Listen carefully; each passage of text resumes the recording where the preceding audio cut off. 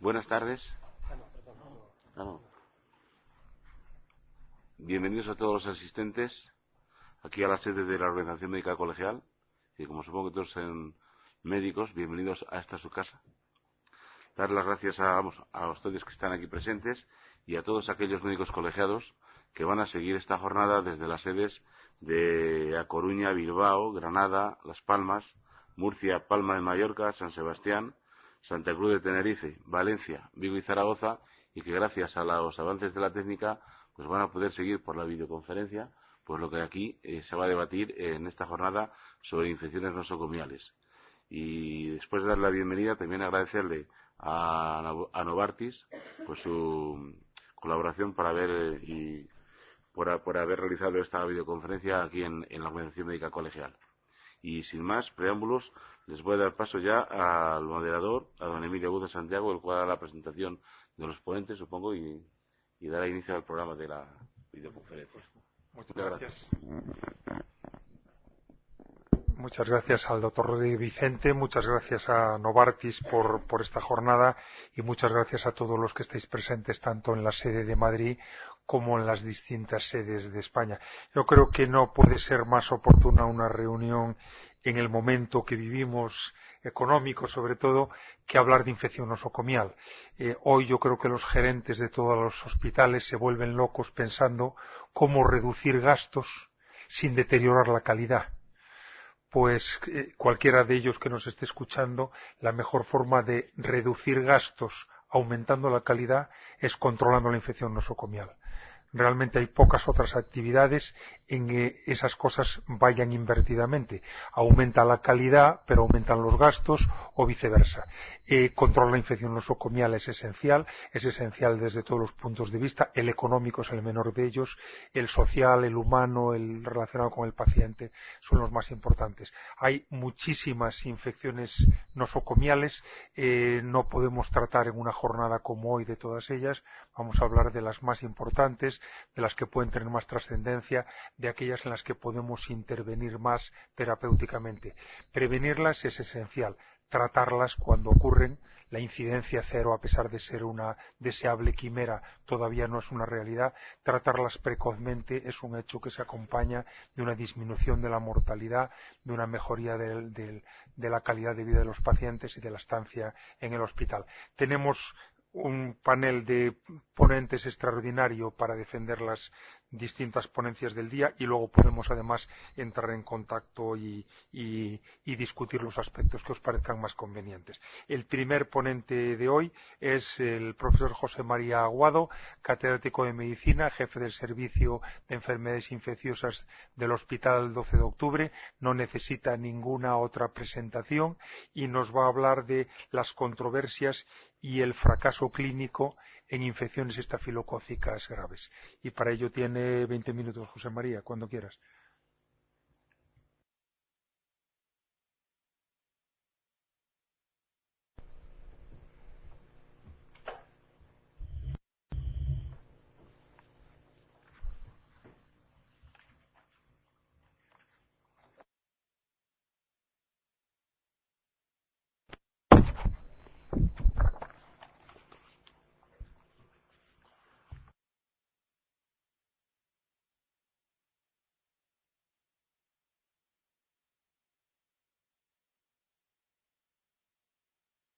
Universitario, estoy acostumbrado a tener gente delante que no me escucha y ahora es lo contrario, espero que me escuchen, es la inversión del profesor virtual. Este sistema de, al menos por trabajo en esta sala, a la reunión y más cercanía a lo que o sea, además no se me oye, efectivamente, o sea que espero que ahora ya me oigáis, no sé si vuelvo a hacer la presentación. Gracias a todas las sedes por estar escuchándonos y quiero agradecer a Novartis la amabilidad de su invitación a estas jornadas de infección nosocomial. Bueno, el primer tema que me ha correspondido comentar a mí es el de las controversias y fracaso clínico de infecciones graves estafilocócicas. Voy a ser un poquito provocador en la reunión porque creo que hay temas o novedades en este aspecto que han podido cambiar un poco nuestro concepto de la infección estafilocócica en los últimos tiempos. Esta es la agenda de la reunión, de lo que voy a comentar. Voy a hablar un poquito de cuál es la mortalidad asociada a la infección estafilocócica y realmente cuál sigue siendo en los últimos 20 años, si se ha modificado o no. Voy a hablar de algo que quizás sea más conocido hasta ahora, que es el fracaso clínico en los pacientes que tienen infección por estafilococo aureus meticilin resistente, pero voy a tocar algo que es un poquito a lo que me refería más novedoso, que es incluso el fracaso que podemos observar en pacientes con estafilococo aureus meticilin sensibles cuando tienen una CMI elevada a vancomicina. Este es un tema quizá que para muchos sea todavía desconocido. Y finalmente, después de todas estas consideraciones, pues si hay que cambiar nuestra actitud, e incluso si hay que cambiar las guías terapéuticas que tenemos en este momento para el tratamiento de la infección estafilocócica. En cuanto a la primera pregunta, pues ¿cuál ha sido la mortalidad asociada a bacteriemia en concreto por estafilococo aureus meticilin resistente, que es un microorganismo especialmente agresivo, considerado clásicamente más agresivo que estafilococo aureus meticilin sensible en los últimos 20 años? Y realmente la primera diapositiva o el primer comentario es un poco sorprendente, ¿no? A pesar de los avances en diferentes campos, la mortalidad cuando el paciente es tratado con el antibiótico clásico para el tratamiento de estafilococo aureus meticilin resistente, que es vancomicina, realmente en estos dos periodos que he comentado ahí, es prácticamente la misma. Es decir, que los pacientes tratados con vancomicina siguen falleciendo en un porcentaje que es en torno al 43-44% de las ocasiones. Una mortalidad realmente que a veces es directamente relacionada o no, pero que en cualquier caso es una mortalidad inaceptable en este momento. Es sabido, es de sentido común, que la mortalidad en patología infecciosa en general, y en concreto en estafilococo aureus meticilin resistente, se relaciona con la adecuación del tratamiento. Decir esto realmente es una perogrullada, pero cuando además al paciente lo tratamos mal desde el principio, la mortalidad, como veis ahí, cuando el tratamiento empírico es inadecuado, todavía se incrementa, llegando a ser de manera significativa superior a cuando el tratamiento es adecuado.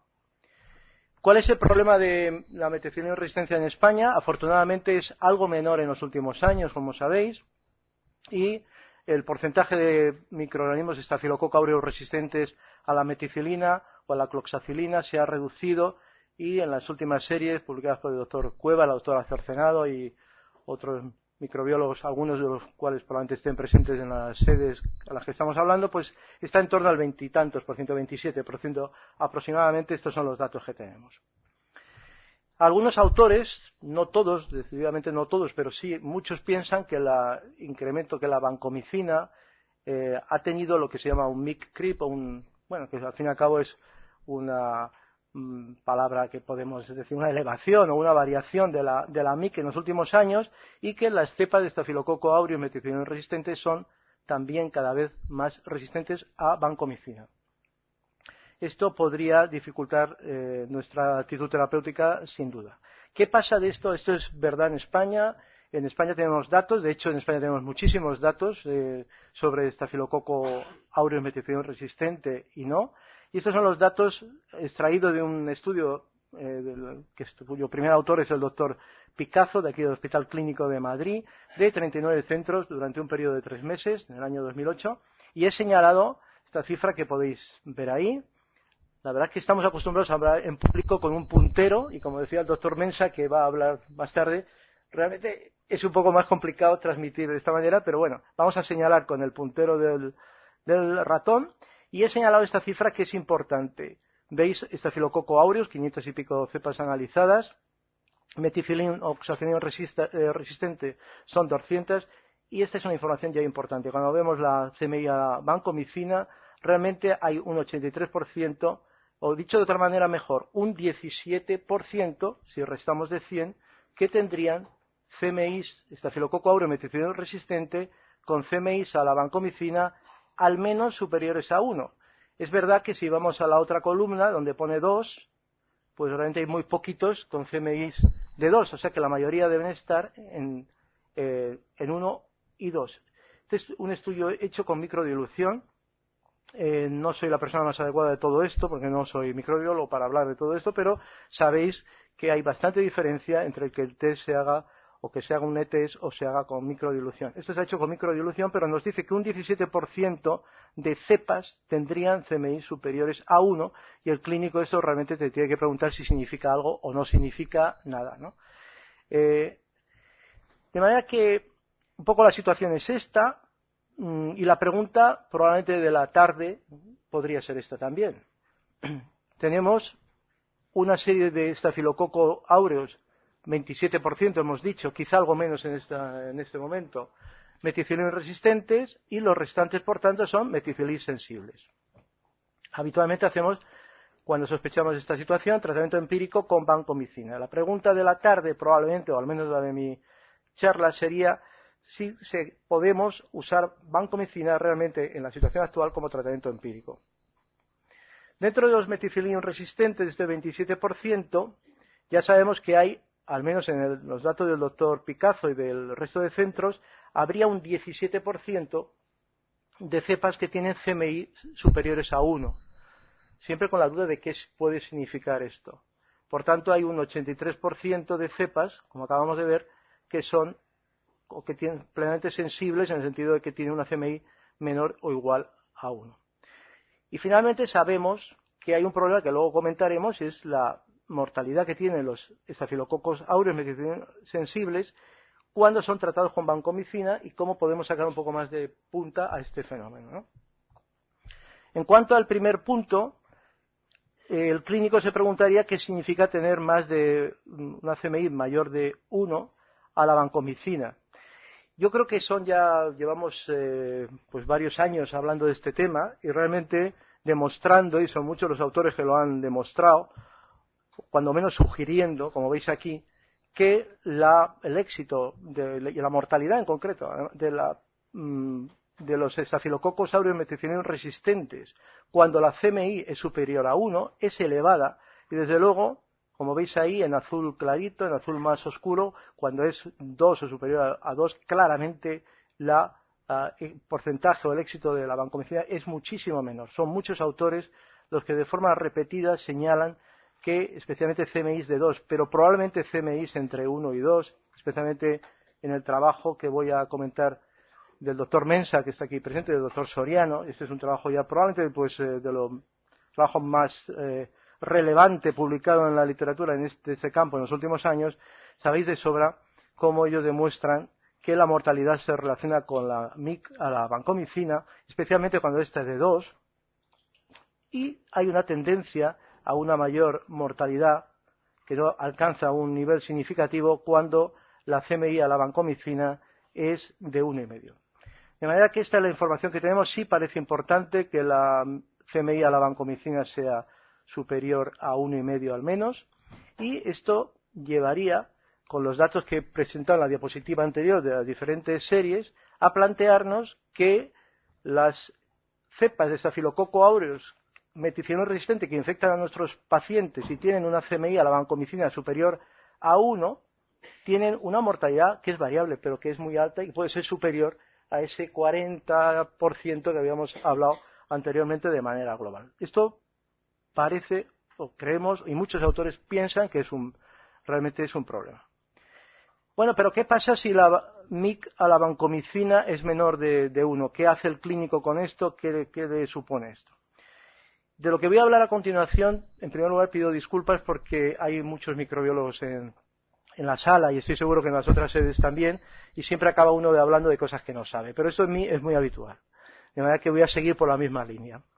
Y en este caso lo que quería hablar es de dos fenómenos que seguro que hay luego para la discusión y los talleres que vienen después hay muchas personas que nos van a dar información mucho más interesante de la que yo pueda dar aquí, pero hay un fenómeno bien reconocido en el Staphylococcus aureus meticilin resistente que puede tener implicación clínica como lo tiene para otras bacterias, que es la capacidad bactericida y la relación de capacidad bactericida con capacidad inhibitoria MBC, MIC, como veis ahí abajo, que cuando está por encima aproximadamente de 16, cuando estas relaciones, es decir, cuando necesitas más de 16 veces una concentración de antibiótico para matar a esta bacteria, que para inhibirlo se le dice que tiene tolerancia. Cuando distribuimos una serie de aislamientos del Dr. Johnson, es una persona muy conocida en ese campo, como sabéis, que lleva varios estudios muy importantes al respecto. Cuando utilizamos vancomicina o daptomicina, veis que aparece una diferencia muy notable. Vancomicina es morada y daptomicina aquí aparece como roja. Todas las cepas de daptomicina están en el lado izquierdo, es decir, tienen cocientes bajos. Sin embargo, hay un 15% de cepas meticilina resistentes que son tolerantes a la vancomicina.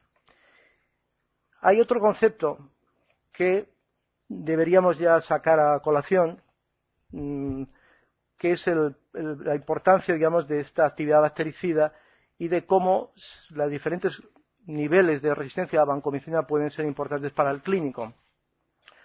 De una manera simple, como clínico insisto que soy, hay cepas que son completamente resistentes a la vancomicina, con CMIs muy altas, esto es una cosa excepcional. Hay cepas con unas MIC en torno a 4 o 8 a vancomicina, se llaman cepas VISA o GISA, mejor dicho, quizá, que indudablemente son muy raras en nuestro país y en la mayoría de países, y que indudablemente darían problemas cuando se trata con vancomicina al paciente. Hay un fenómeno que se llama la heterovisa o heteroresistencia, que yo personalmente tengo que deciros con toda honradez que no alcanzo a entender exactamente, y me gustaría que eso fuera un motivo al moderador, se lo solicito, un motivo de controversia y que aclaremos este asunto, que son cepas que no se comportan de manera poblacional igual, es decir, que entre miles de bacterias hay una a lo mejor que es capaz de ser resistente, que generalmente estas cepas tienen unas CMIs que pueden ser en torno a 2, pero que pueden ser menores de 2. Y sin embargo, cuando lo buscas con estudios poblacionales, estas cepas resultan ser resistentes. Y, para seguir un poco mi diálogo, resulta que cuando existen estas cepas de heterovisa, el 74% de ellas son tolerantes a la vancomicina. La pregunta es, ¿con qué frecuencia ocurre la heteroresistencia desde el punto de vista clínico? Pues todo lo que yo he repasado es muy variable, desde autores que dicen que esto es una cosa excepcional, que indudablemente es muy difícil al parecer de buscarlo en el laboratorio y que el significado clínico, como veis ahí abajo, realmente todavía no ha sido establecido, hasta cuando se intentan hacer estudios de metaanálisis. Claro que el metaanálisis siempre se dice es al análisis lo que la psicología, la parapsicología en fin, es algo que, bueno, podemos ver con cierta reluctancia, si quieres, o como se diga en castellano, pero parece que las heterovisas tienen como veis ahí, señalado con ese circulito, ese elipse, una mayor mortalidad las cepas heterovisas que las cepas que no lo son. De verdad que podría ser importante. Y cuando ya nos centramos en cuáles, en diferentes estudios, en este caso un estudio que está hecho mediante este sistema complejo, al parecer, lleva mucho tiempo, que es del perfil de análisis de poblaciones, que estudia ahí abajo la curva de las diferentes concentraciones de antibióticos, en fin, algo que me está intentando entender, pero que es muy complicado a nivel de laboratorio de hacer. Pues cuando miramos exactamente cuál es el porcentaje de cepas heterovisa mediante este sistema en relación con la MIC a la vancomicina, nos encontramos la primera noticia, al menos en este estudio en el que participa el doctor Miró, del Hospital Clínico de Barcelona, que hay nada menos que en esta población que son de pacientes con endocarditis infecciosa por Staphylococcus meticillium resistente, un 29% de cepas que son heteroresistentes, son heterovisa. Y esto es importante también notar lo siguiente: cuando miramos el porcentaje de heterovisa con relación al número de cepas de Staphylococcus meticillium resistente, indudablemente este porcentaje va incrementándose, tanto lo hagamos por ETES como por microdilución, va incrementándose la posibilidad de encontrar cepas heterovisas según aumenta la MIC de la bacteria. De manera que al menos en endocarditis esto puede ser importante. Es verdad que el sujeto con endocarditis tiene una especie de claustro donde están sus estafilococos en un magma de fibrino plaquetario donde el antibiótico llega peor. El paciente ha sido tratado con glucopéptidos anteriormente. Es una situación muy especial. Hay que decir también que en conjunto todas estas cepas tenían MIC a la vancomicina de 2, que es una MIC muy preocupante, como ya ha quedado claro, en un porcentaje que dependiendo del método iba del 9 al 21%. Bueno, ¿con qué frecuencia ocurre en general en endocarditis esto? Ya lo hemos visto, es frecuente, al menos en este estudio, y especialmente en Europa, cuando se mira la diferencia, hay diferencias, curiosamente, entre países. En Norteamérica sería menos frecuente, un 14% aproximadamente, pero en los países participantes, de las cepas que proceden de países europeos, llega a ser del 35%. Por tanto, al menos en endocarditis es importante y tiene consecuencias, porque los mismos autores analizan o comparan las 46 cepas de sus pacientes con endocarditis por cepas completamente sensibles a la banco y los 19 que tenían cepas heteroresistentes. Y cuando miramos lo que hay que mirar en una endocarditis, que es el porcentaje de pacientes que hacen fracaso cardíaco, que hacen bacteriemia persistente, que necesitan cirugía o que desgraciadamente se mueren, hay diferencias importantes. Hay diferencias que llegan a ser significativas en el caso del fracaso cardíaco, como veis, y en el caso de la respuesta con una mayor porcentaje de bacteriemia resistente, que es significativo. No hay diferencias en la mortalidad, pero fijaros que la mortalidad de estas cepas en endocarditis llega a ser nada menos que del 42% de los pacientes. De manera que ya, siguiendo un poquito más allá, hay un problema, o podría haber un problema, que creo que es, insisto, motivo de discusión, cuando el Staph aureus meticilino resistente tiene, aunque tenga una CMI a la vancomicina menor o igual de 1, que hasta ahora siempre se ha dado por hecho que este era el tratamiento de elección. Y la mortalidad, por tanto, sería también alta, como acabamos de ver. Y ya para finalizar mi intervención, quedaría por analizar qué pasa, o si debemos estar contentos con los pacientes, ya no algo que hasta ahora prácticamente no hemos hablado y que yo me atrevo un poco esta tarde a poner sobre la mesa, que son los pacientes con estafilococo aureus sensibles a la meticilina. Para todos los clínicos que estamos aquí sabemos que el tratamiento de elección continúa siendo cloxacilina. Sin embargo, voy a hacer algunos comentarios, porque quizá la CMI a la banco aquí también es importante. Realmente no creo que hasta ahora hayamos pensado mucho en eso, pero estos pacientes tienen una mortalidad y además el Staph aureus meti-S es mucho más frecuente que el Staph aureus meti-R, debería preocuparnos también. Por de pronto se sabe que si a un paciente con un estafilococo aureus sensible a la meticilina le tratamos con esta, o léase en Europa o España cloxacilina, realmente hay una diferencia si lo comparamos con tratarlo con vancomicina. En este sentido, la vancomicina es claramente peor que la cloxacilina o que la nacilina en este ejemplo que pongo aquí del Medicine de hace ya años. Y en concreto, el fracaso bacteriológico es mucho más frecuente si usamos vancomicina que si usamos cloxacilina. Esto yo creo que todos lo hemos vivido en nuestras carnes, que el paciente tratado con una bacteriemia estafilocócica meti-S con banco va peor que si le ponemos cloxacilina. De manera que el uso de banco fue un factor en este estudio independiente del fracaso terapéutico. Lo mismo ocurre, por ejemplo, con los pacientes dializados. Hay mucha costumbre en nefrología, tenemos en la mesa un nefrólogo, de usar vancomicina porque es más cómoda cuando el paciente está en hemodiálisis. Sin embargo, ya este trabajo de hace ya unos años demostró de nuevo que la eficacia de vancomicina y o si queréis, el número de fallos terapéuticos era mucho mayor y las recidivas de la infección mucho mayor cuando damos vancomicina a los pacientes que en este caso cuando damos otro beta-lactámico que es cefazolina, llegando a fallecer el 10% de los pacientes frente al 4% y a fracaso terapéutico 31 frente a 13. De manera que hay una mortalidad indudable, quizá es algo menor que los Staph aureus meticilinos resistentes, como vemos ahí, pero surge una posibilidad, y es que sea que los cepas de estafilococo aureus sensibles a la meticilina también se vean afectados de alguna manera por la resistencia a la vancomicina. ¿Y por qué esto lo miramos en nuestro hospital? Es un trabajo publicado el año pasado en Emerging Infectious Disease, y se nos planteó esto por el hecho de que en urgencias mucha gente da vancomicina a los pacientes, porque empíricamente es lo que se da, y nos sorprendió que realmente no quitan la vancomicina, aunque el microbiólogo le haya dicho al día siguiente, a los 2 días, que lo que crece es un estafilococo meticilin sensible. Siguen tratando con vancomicina. Y en cualquier caso hay muchos pacientes que reciben vancomicina y luego ya le ponen cloxacilina, pero la vancomicina es importante para meticilin sensible porque en las primeras 24 o 48 horas es con lo que tratamos a muchos pacientes. Y nos preguntamos si también había problemas con la vancomicina en Staph aureus meticilin sensibles. La primera sorpresa de nuestra serie que hicimos en colaboración con el Servicio de Microbiología de mi hospital y en concreto con el doctor Fernando Chávez, al que quiero dar las gracias por muchas de las informaciones que hoy voy a contar aquí, nos encontramos con la sorpresa de que una cuarta parte de las cepas de estafilococo sensibles a meticilina tienen por ETEs una CMI a la banco superior a 1,5.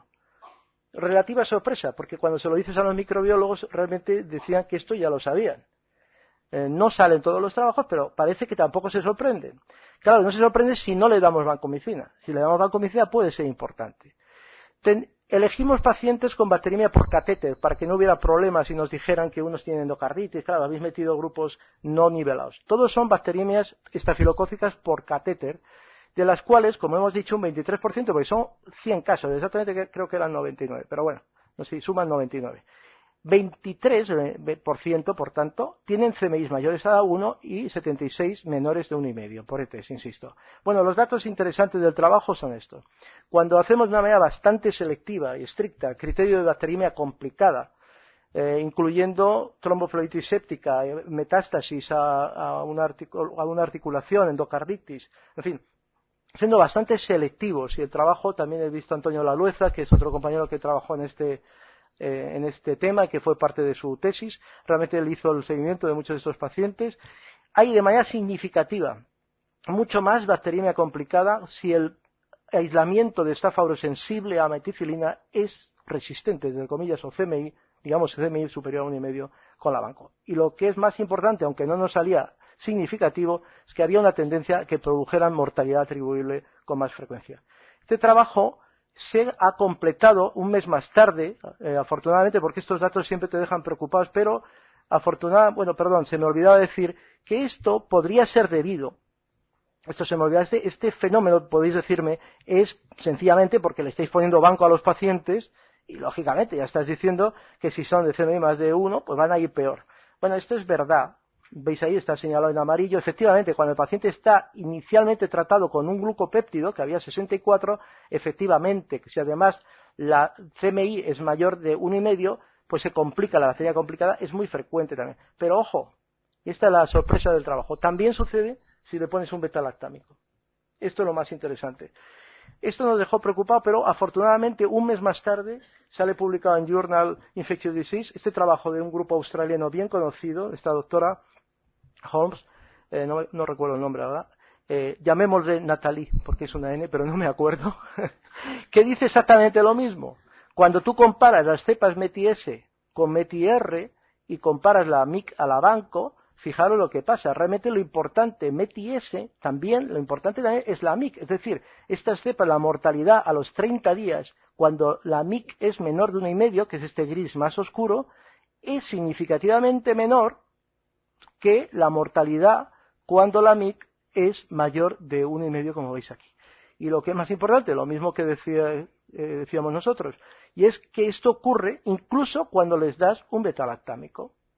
La mortalidad es mucho menor usando beta-lactámico si la MIC a la vancomicina es menor de 1,5. Bueno, este trabajo yo no sé, y también es motivo de discusión posterior, si ha habido alguna otra información, yo no la tengo, de que haya algún otro grupo mirando esto, pero creo que puede ser un dato interesante.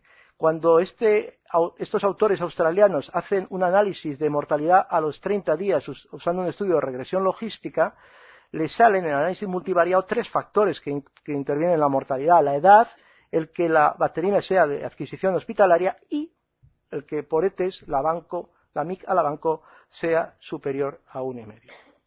Bueno, así que ya acabando, esto es lo que hay. Las cepas meticilina sensibles que tienen CMIs a la banco mayor de 1, pues parece que tienen una mayor mortalidad, incluso cuando son tratados con cloxacilina, donde según nuestros datos que acabáis de ver, la mortalidad pues no es la de METI-R, pero es en torno al 18%.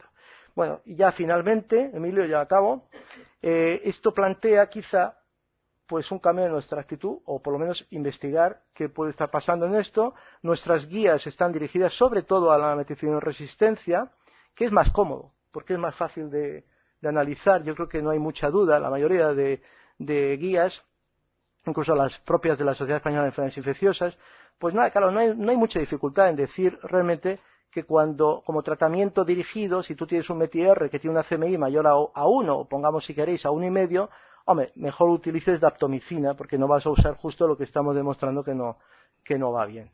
Pero, ¿qué pasa con los METI-S? Lo dejo ahí un poco como abierto. Hasta ahora, ¿cuándo daríamos daptomicina en vez de cloxa? Que sería lo que yo estoy planteando, y dando un paso, yo creo que a lo mejor en el vacío, pero en fin, hasta ahora dapto, ¿cuándo se utiliza? ¿Cuándo se utilizaría empíricamente en esta situación? Entonces, hasta ahora la dapto la dejamos para los pacientes con enfermedad grave, que amenaza la vida, con fracaso renal, del que vamos a hablar después, quizá un paciente que ha recibido glucopéptidos, por supuesto, si sabemos que la CMI es alta, por ejemplo, por más de 1,5 por test, pero bueno, yo la pregunta que haría es si después de esto, al menos 24 o 48 horas tendría alguna sensatez el usarlo de manera siempre, bueno, me he atrevido a poner ahí. En conclusión, la mortalidad asociada a la infección estafilocócica todavía sigue siendo muy alta, a pesar de que afortunadamente la bacteriemia por Staphylococcus aureus ha descendido, y en concreto en nuestro hospital de manera muy importante gracias a las campañas de bacteriemia cero. La vancomicina es evidente que es una mala opción en comparación con los betalactámicos para las infecciones graves, eso ya se sabía, que presenta además una elevada tasa de fracaso clínico cuando la CMI es mayor de 1,5, que es importante en todo caso, decidamos lo que decidamos, la condición clínica del paciente y la enfermedad que tiene. No es lo mismo tener una endocarditis que una bacteriemia por catéter, eso está claro, ser un anciano, un diabético o un inmunodeprimido, y planteo la duda para toda la mesa y los asistentes si deberíamos utilizar empíricamente daptomicina al menos en la infección bacteriémica por Staphylococcus aureus. Muchas gracias. Pues muchas gracias, José María.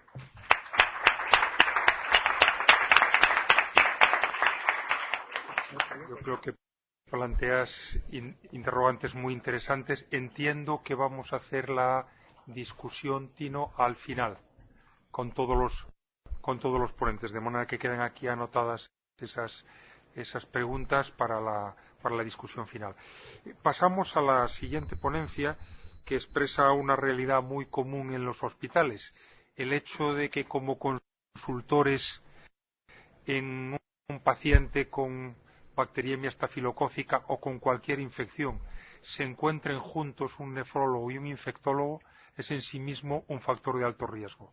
Lo sabemos hace mucho tiempo. Es decir, que cuando vemos a un enfermo que tiene insuficiencia renal, el pronóstico de su enfermedad es claramente peor, lo hagamos como lo hagamos con antibióticos. De manera que es pertinente el tema de deterioro renal y evolución clínica del paciente hospitalizado, que haría referencia no tanto a un paciente que tiene insuficiencia renal y que tenemos que tratar, sino especialmente al paciente que no tiene una insuficiencia renal, se la causamos nosotros mientras le tratamos con algo.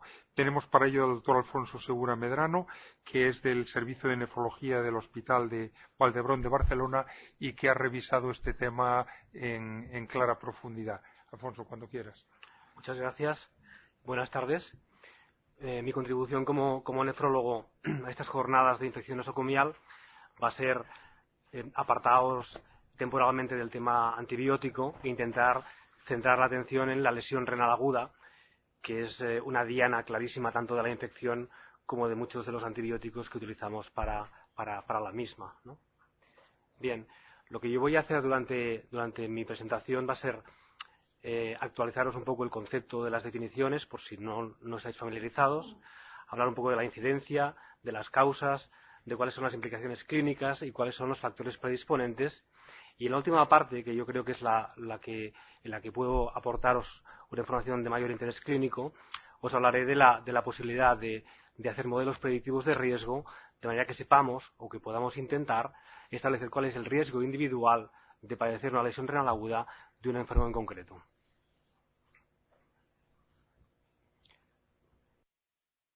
Bien, antes de que se normalizasen las definiciones de lo que es lesión renal aguda, había un concepto que era el de insuficiencia renal aguda.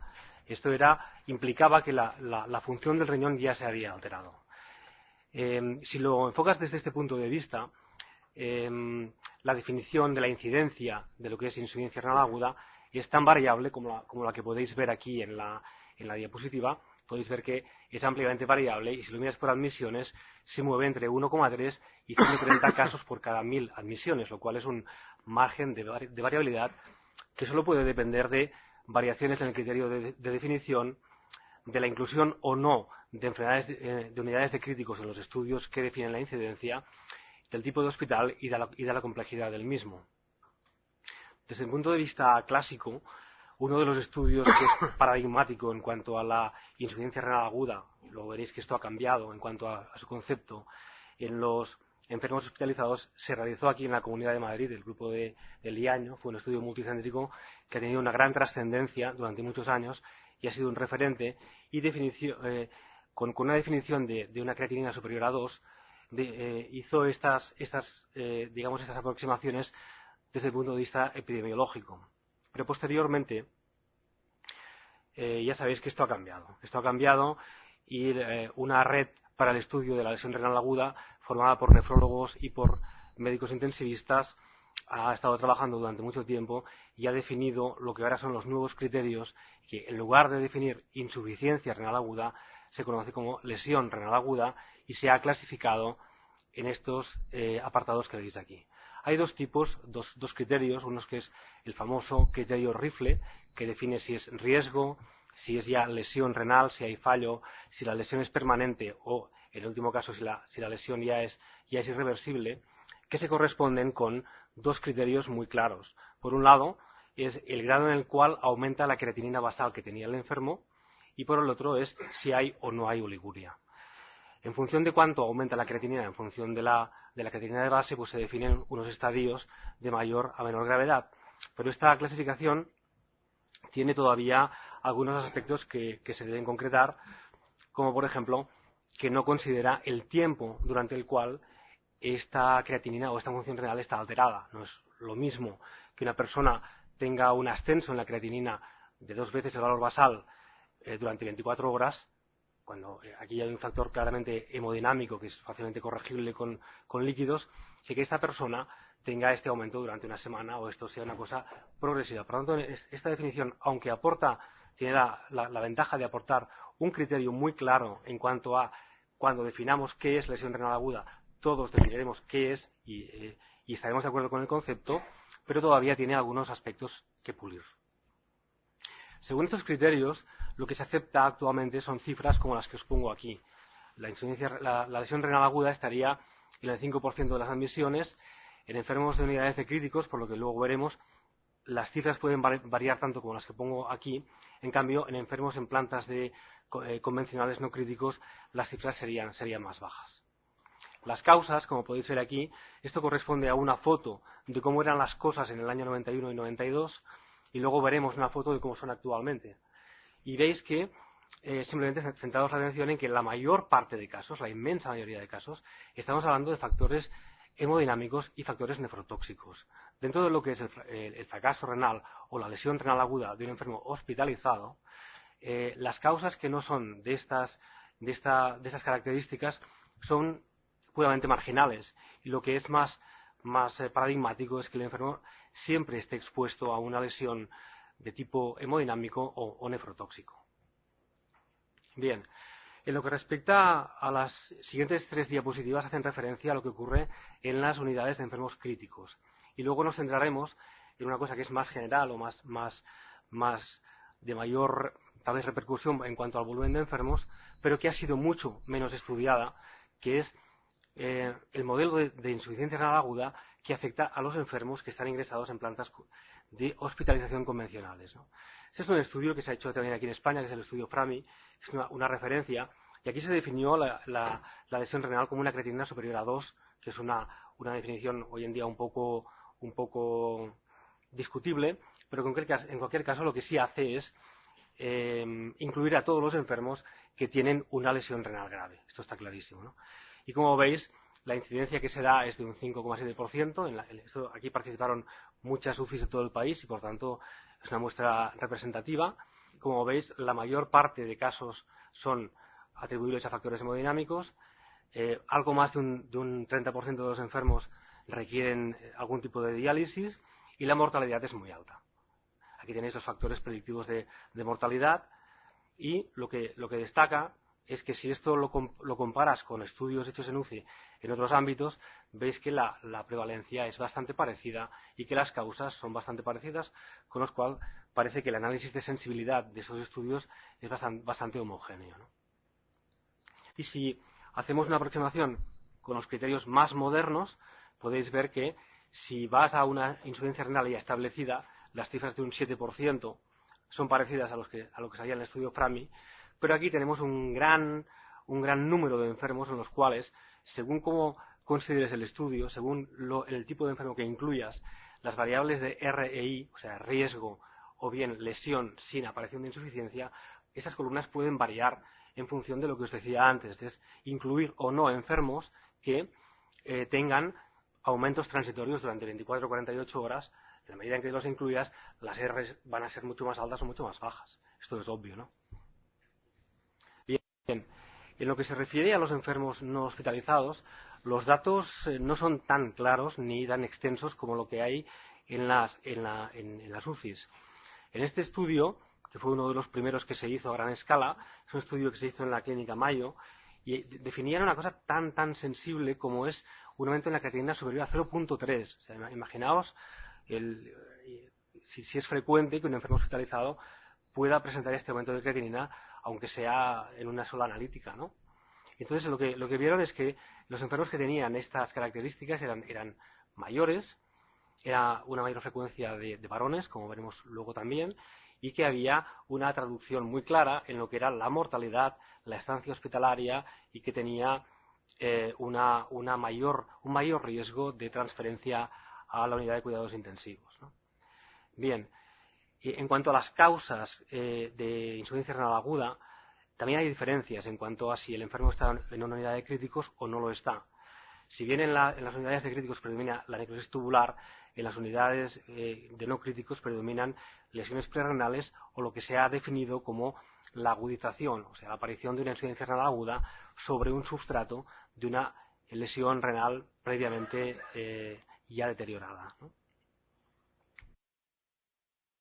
Y en cuanto a las causas de la necrosis tubular aguda, también hay diferencias en cuanto a lo que es un enfermo en UCI y un enfermo no en UCI. Esto lo que os tiene que llevar es a pensar que el enfermo en UCI es un mundo, es un territorio, y el enfermo en planta no UCI es otro completamente diferente, que tiene sus factores de riesgo y tiene sus connotaciones específicas completamente distintas, y por tanto hay que hacer el análisis de forma separada. Bien, las repercusiones de la lesión renal aguda en el enfermo hospitalizado son obvias, ¿eh? La lesión renal aguda repercute en la estancia, en el coste, en la morbimortalidad, aumenta el riesgo de enfermedad renal crónica y aumenta el riesgo de mortalidad a largo plazo. Aquí podéis ver en resumen, la mortalidad que se asocia a lesión renal aguda depende básicamente de tres variables, que son si esta ocurre en unidades de críticos o no críticos, si esta es la única complicación o se asocia a otras complicaciones de otros órganos, y cuál es la gravedad de la lesión renal aguda.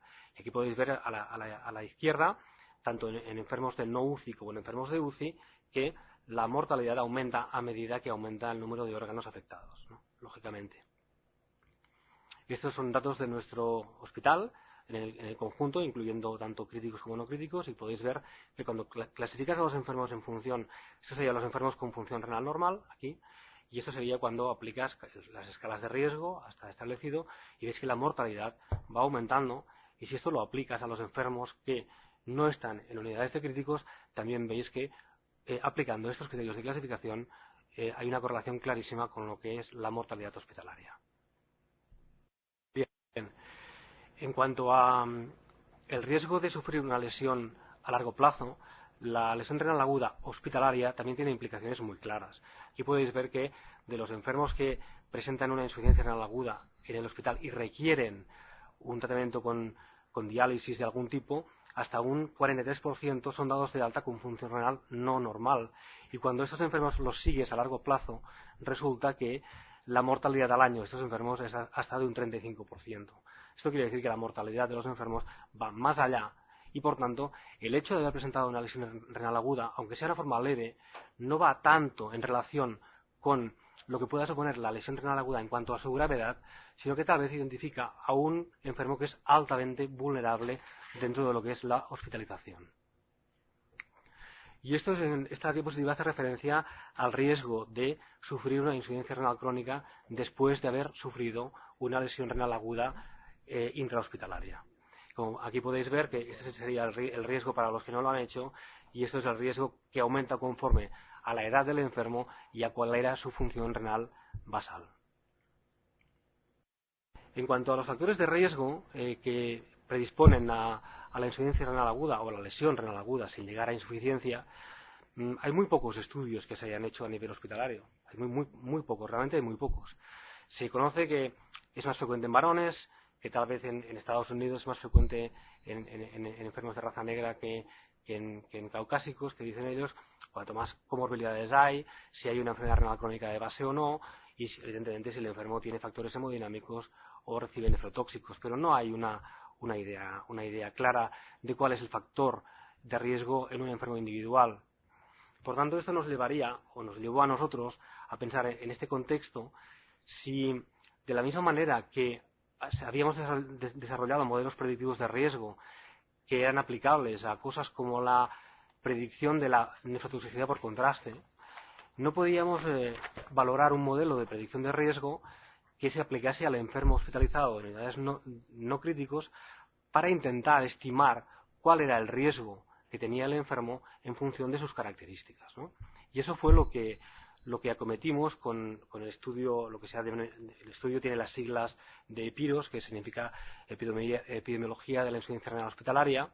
Es un estudio que ha tenido varias fases, y la que os presento en este apartado es la que hicimos para intentar desarrollar un modelo predictivo de fracaso renal agudo o de lesión renal aguda que se basase en variables demográficas, en comorbilidad y en variables clínicas, pero sobre todo que tuviese una connotación muy concreta, que fuese que se basara en cómo estaba el enfermo cuando fue atendido en el hospital durante las primeras 48 horas. Porque si no, a fracaso renal agudo establecido es muy fácil saber que el enfermo tenía riesgo de haberlo hecho, pero la gracia, lo que perseguíamos era si era posible estimar un riesgo tal y como recibíamos al enfermo, ¿no?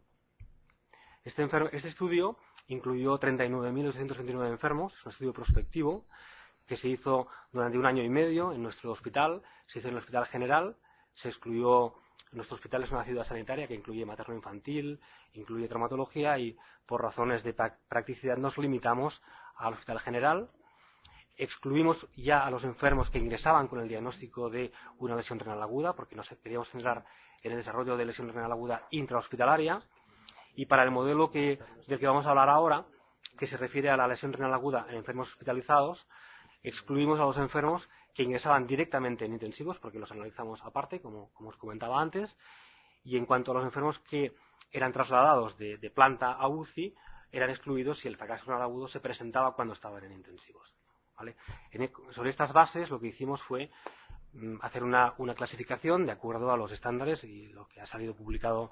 Los americanos también han adoptado estas guías actualmente, y clasificamos a los enfermos, y lo que hicimos básicamente es hacer un equipo de personas, de 18 personas, que fueron las encargadas de ver a todos los enfermos que ingresaron en este periodo de tiempo y recoger la máxima información posible, tanto de los enfermos como de todas las fuentes de información clínica disponibles en la actualidad. Y diseñamos un software informático en el cual, una vez habíamos valorado a los enfermos, el laboratorio nos avisaba automáticamente cuando había una creatinina en una analítica consecutiva que cumplía los criterios RIFLOE, ¿de acuerdo?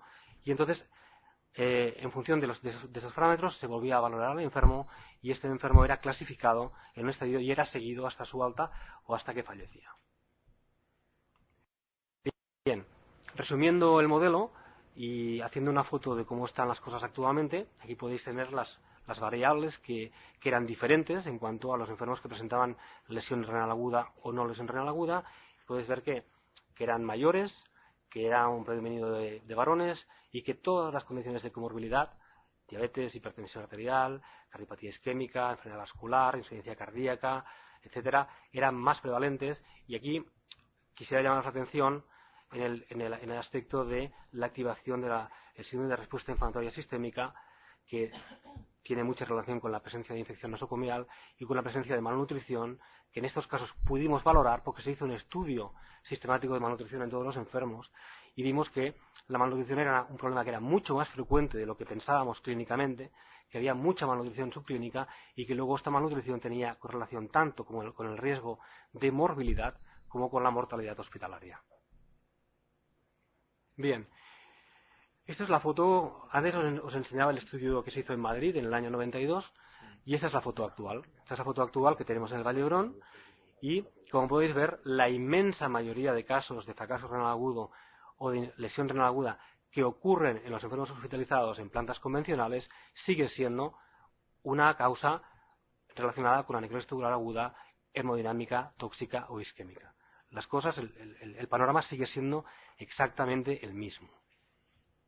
Y cuando analizamos si había algún modelo predictivo de riesgo, vimos que si lo contemplamos en la totalidad del hospital, en la totalidad de enfermos ingresados, podemos ver que podemos estimar un riesgo y que esto os lo he puesto simplemente para que veáis que la mayor parte de casos de insuficiencia renal aguda en el hospital se centran en las unidades de enfermos críticos. Fijaos que los radios multiplican hasta 50 veces el riesgo y por tanto que esto decanta claramente el problema hacia un lugar concreto que, como ya sabíamos, que es las unidades de enfermos críticos.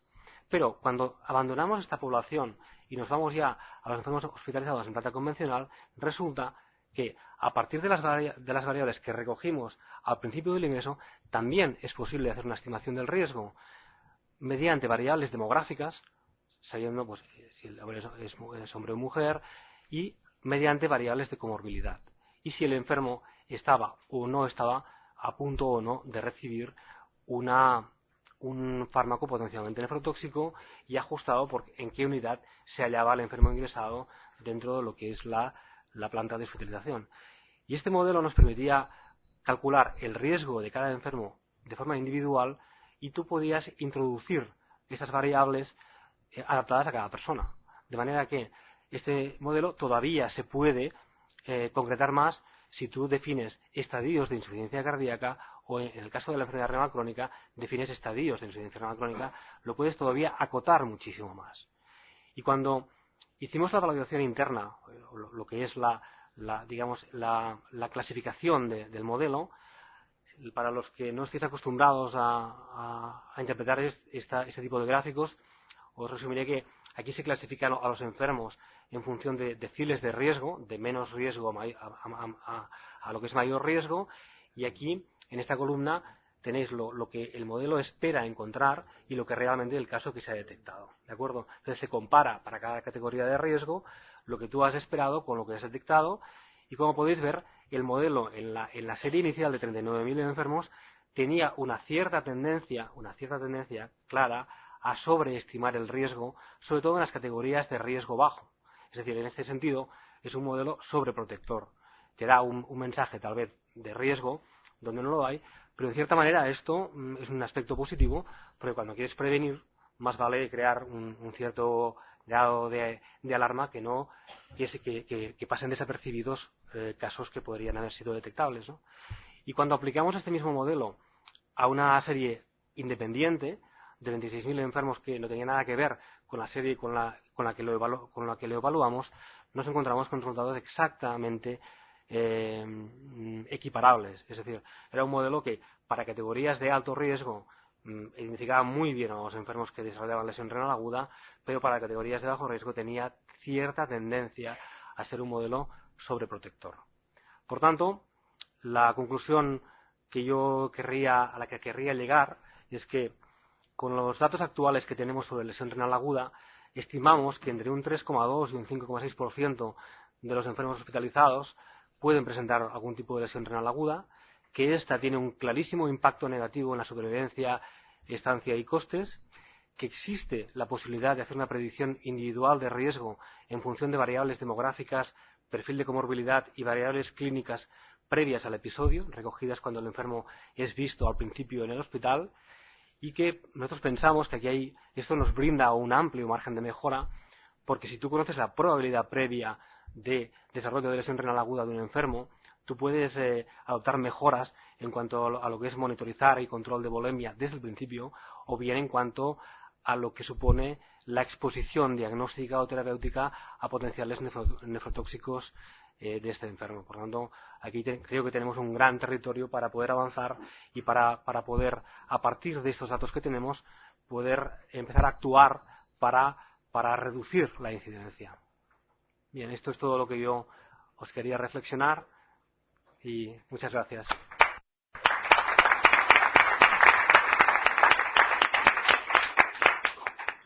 Muy bien, Alfonso, muchísimas gracias por esa exposición y sobre todo por clarificarnos a muchos de los que no somos directamente del gremio los conceptos y las definiciones.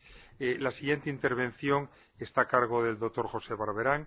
José Barberán es jefe de servicio de enfermedades infecciosas del Hospital General de la Defensa, el Hospital Gómez Ulla de Madrid, y nos va a hablar de las nuevas evidencias en el tratamiento de infecciones graves ocasionadas por cocos gram positivos, y más concretamente del estudio Nephrosecurity. Bien. Pepe, cuando quieras. Muchas gracias, Emilio. Gracias por ascenderme a jefe de servicio de una cosa te lo que mereces. todavía no he llegado. Pero bueno. La parte que yo tengo que hacer es de nuevas evidencias en el tratamiento de infecciones graves por gram positivos y el estudio Nephrosecurity, del cual hablaré al final y para hacer un breve resumen para no cansaros. Nuevas evidencias en el tratamiento de las infecciones graves por gram positivos. Como decía aquel, ¿qué hay de nuevo?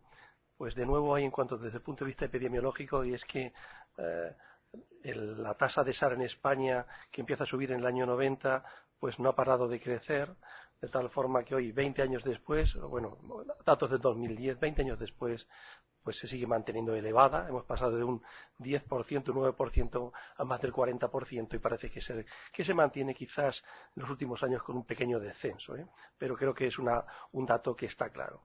Y este dato no solamente afecta a España, sino que es un problema del mundo occidental. Podemos ver tasas del estudio EARS y vemos que en España, sobre todo en el sur de Europa y en concreto en España, pues estamos a la cabeza en tasas de SARS. Pero si lo analizásemos en todo el mundo occidental, sería algo parecido. Por tanto, es una novedad que se mantienen las tasas de SARS elevadas en los hospitales españoles. Estos son los antibióticos clásicos que tenemos para el tratamiento de SARS: vancomicina, teicoplanina, quinupristina, dalfopristina, que yo creo que nadie llegó a utilizar, es un antibiótico muy prometedor, pero que creo que nadie llegó a utilizar. Y afortunadamente pues llegaron nuevos fármacos para el tratamiento de estas infecciones por SARS, otra novedad. Pero otra novedad dentro de esta gran pléyade de nuevos antibióticos para tratar estas infecciones es que algunos se han caído. Se ha caído telavancina, se ha caído dalbavancina, y hoy solamente disponemos de 3 nuevos: linezolid, dactomicina y tigeciclina, que quizás no sea un antibiótico propiamente dicho para el SARS, sino es un antibiótico pues para infecciones polimicrobianas, que incluye también las infecciones por SARS. Cuando nosotros analizamos qué característica debe tener un antibiótico para tratar las infecciones por SARS, pues yo creo que hay algunas que son claras, tan claras como que debemos utilizar el más activo. Es decir, el más activo es el que menos CMI tiene, menos cantidad para matar. Otra cosa que también tenemos claro, sobre todo en infecciones graves como son las estafilocócicas, es que a ser posible se prefieren fármacos bactericidas, particularmente el paciente neutropénico, ¿no? Y el que más bactericida es de estos 3 que os pongo aquí es dactomicina. No solamente el más bactericida, sino el más rápidamente bactericida. Otra característica es que tenga acción intracelular. Y ustedes preguntarán, bueno, pero si los estafilococos son extracelulares, son patógenos extracelulares. Pero hay algunas variantes de pequeña colonia, que tienen la virtud de meterse en los macrófagos o en los polimorfonucleares y vivir allí, y que hacen que fármacos que no tienen penetración intracelular, como betalactámicos o los glucopéptidos, no puedan eliminarlos y recidiva la infección.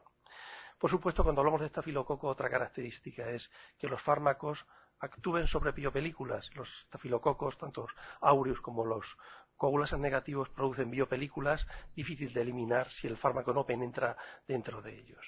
Y dentro de estas biopelículas hay formas en fase vegetativa, es decir, que se multiplican muy poco o nada, y por tanto algunos antibióticos son poco activos frente a él, a excepción de dactomicina, que por su peculiar mecanismo de acción no inhibe ninguna ruta metabólica, es decir, las bacterias en fase vegetativa no se multiplican, no tienen actividad metabólica, y los antibióticos que inhiben rutas metabólicas, beta-lactámicos, glucopéptidos que inhiben el peptidoglicano, no actúan o no bloquean porque no se produce peptidoglicano, pero sí dactomicina tiene actividad por su peculiar mecanismo de acción, que quizás el doctor Mens a lo mejor nos cuenta algo de esto. Y por supuesto, cuando hablamos de infección estafilocócica, muchos de ellos producen toxinas, y el shock séptico, la sepsis que produce estas toxinas, estas exotoxinas que producen los gram positivos, puede ser la principal causa deleteria de este microorganismo. Por tanto, fármacos que inhiban la producción de toxinas, como en este caso linezolid o dactomicina, también es deseable. Y por último, y es lo que nos vamos a dedicar hoy, es a la seguridad. Cuando utilizamos fármacos, cualquier tratamiento hay un principio que es primum non nocere, Podemos matar la bacteria, pero por toxicidad podemos matar también al paciente. Por tanto, primum non nocere, antibióticos seguros. Vancomicina es un fármaco nefrotóxico, hablaremos de él. Linezolid tiene algunas toxicidades a considerar, sobre todo toxicidad hematológica, acidosis láctica, neurotoxicidad. Y dactomicina quizás de estos tres el fármaco más seguro, porque lo único que produce es una miotoxicidad que se ha puesto de manifiesto a las dosis altas y cuando se fracciona la dosis. Y hablando de seguridad, que es lo que nos vamos a dedicar, pues todos hemos aprendido, hemos visto que en los ensayos clínicos, cuando se compara un fármaco con otro, de estos tres, como es este caso, linezolid frente a banco en la neumonía nosocomial por SARS, ensayo clínico de Gundry, publicado en Clinical Infectious Diseases de este mismo año, ya podemos ver cómo las tasas de nefrotoxicidad, de fracaso renal de vancomicina es mucho mayor que la de linezolid, en este caso. Pero si analizamos o comparamos la nefrotoxicidad de dacto y banco, en este caso en bacteriemia, en el estudio de Fowler, pues aquí vemos también cómo es significativamente mayor la tasa de nefrotoxicidad con vancomicina que con dactomicina en este estudio comparativo. Este es un subestudio de un ensayo clínico y también podemos ver, y nos de extrañar, que dactomicina es significativamente menos nefrotóxico que vancomicina. Pero una cosa curiosa de este subestudio, de esta corte prospectiva, es que también dactomicina es menos nefrotóxico que clozacilina, como podéis ver aquí. Y esto se pone sobre todo de manifiesto en la primera semana, a diferencia de lo que ocurre con vancomicina, que tarda más en manifestarse la nefrotoxicidad, más de 10-14 días es cuando empieza a manifestarse. Otra cosa que nosotros hacemos de forma particular es cuando se trata de endocarditis estafilocócica, es que muchas veces al beta-lactámico o al glucopéptido le añadimos gentamicina, aminoglucósidos en dosis bajas. Y hay un estudio, como es este, donde pone de manifiesto que pequeñas dosis de gentamicina pues incrementan la toxicidad, la nefrotoxicidad de forma significativa. Y por último, un fármaco que iba a salir, pero creo que se ha retirado en parte por esto, que es la vancina, cuando se ha comparado en cuanto a los efectos tóxicos con vancomicina, resulta que es todavía más nefrotóxico que vancomicina, como estábamos señalando. Cuando un clínico tiene un paciente y va a poner un tratamiento y considera la toxicidad, en este caso la insuficiencia renal, creo que esta toxicidad la debemos analizar desde dos puntos de vista. Uno es cómo el antibiótico puede condicionar la nefrotoxicidad y otro es cómo la insuficiencia renal puede condicionar el tratamiento antimicrobiano. Entrando en la primera parte, cómo los antibióticos pueden producir nefrotoxicidad, estos son los principales, los más nefrotóxicos, vancomicina, aminoglucósidos. Habría que añadir anfotericina B, la forma de oxicolato, pero hoy no toca hablar de esto, como dicen los políticos, hoy solamente toca hablar de vancomicina. Y ya sabéis que vancomicina lo que hace fundamentalmente produce nefrotoxicidad por un estrés mitocondrial dentro de las células tubulares. Y también sabemos que vancomicina la nefrotoxicidad es dosis independiente, esto es libre de toxicidad, y vemos que cuando damos dosis bajas o estándar de vancomicina, menos de 4 gramos al día, bueno, pues la probabilidad de no crear nefrotoxicidad es alta, pero cuando aumentamos la dosis de más de 4 gramos en este estudio al día, que a veces hay que ponerla cuando la CMI del aureus, como nos ha dicho José María Guado, sube, pues vemos ya como la nefrotoxicidad, o en este caso el no estar libre de nefrotoxicidad, aumenta de forma significativa. Pero no solamente dosis total Hoy sabemos, y para tratar infecciones con CMI altas, que todas las guías nos dicen que la dosis de vancomicina, mejor dicho, que la concentración sérica de vancomicina en el valle debe ser superior a 15 o 20. Y vemos como cuando, es la anterior. Vemos cómo cuando aumenta la dosis en el valle de vancomicina, aumenta significativamente la nefrotoxicidad. Y esto a veces hay que realizarlo, como decía José María, cuando tenemos aureus con CMI mayor de 1. No solamente esto, sino que se ha observado que hay ciertos datos de vancomicina que son factores de riesgo independientes para la nefrotoxicidad. En concreto, la concentración en el valle de más de 14 y cuando la duración del tratamiento es más de 7 días. Cualquier bacteriemia por aureus hay que tratarla al menos 14 días y las endocarditis hay que tratarlas, como ustedes todos saben, más de 4 o 6 semanas.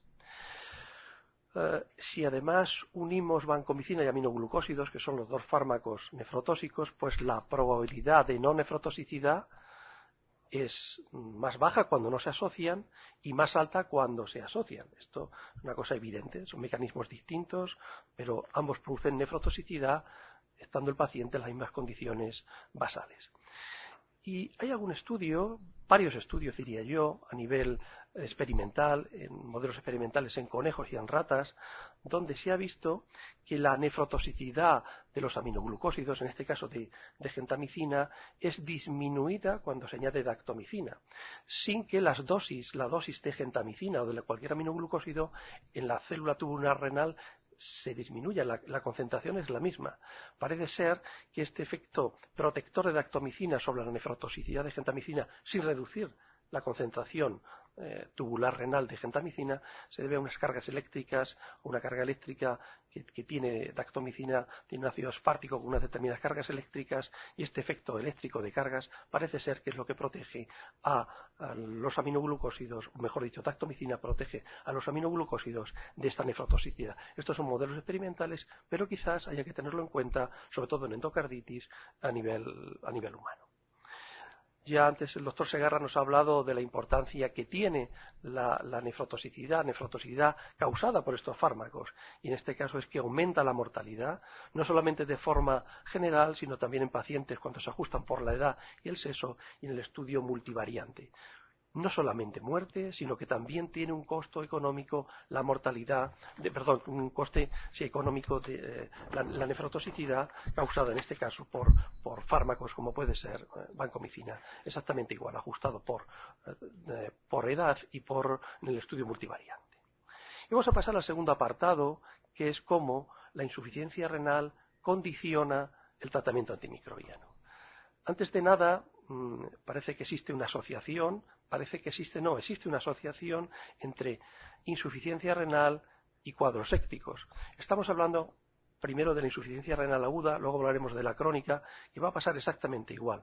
Podéis ver en este estudio cómo la insuficiencia renal, si lo enfrentamos a sepsis, pues vemos cómo a medida que aumenta el grado de insuficiencia renal, la escala de Rifle que antes nos comentaba el doctor Segarra, pues los pacientes con insuficiencia renal avanzada se infectan más que los que tienen insuficiencia renal o no tienen poco avanzada o no tienen insuficiencia renal. Y esta mortalidad y la mortalidad de la insuficiencia renal aguda aumenta cuando el paciente está infectado de forma significativa.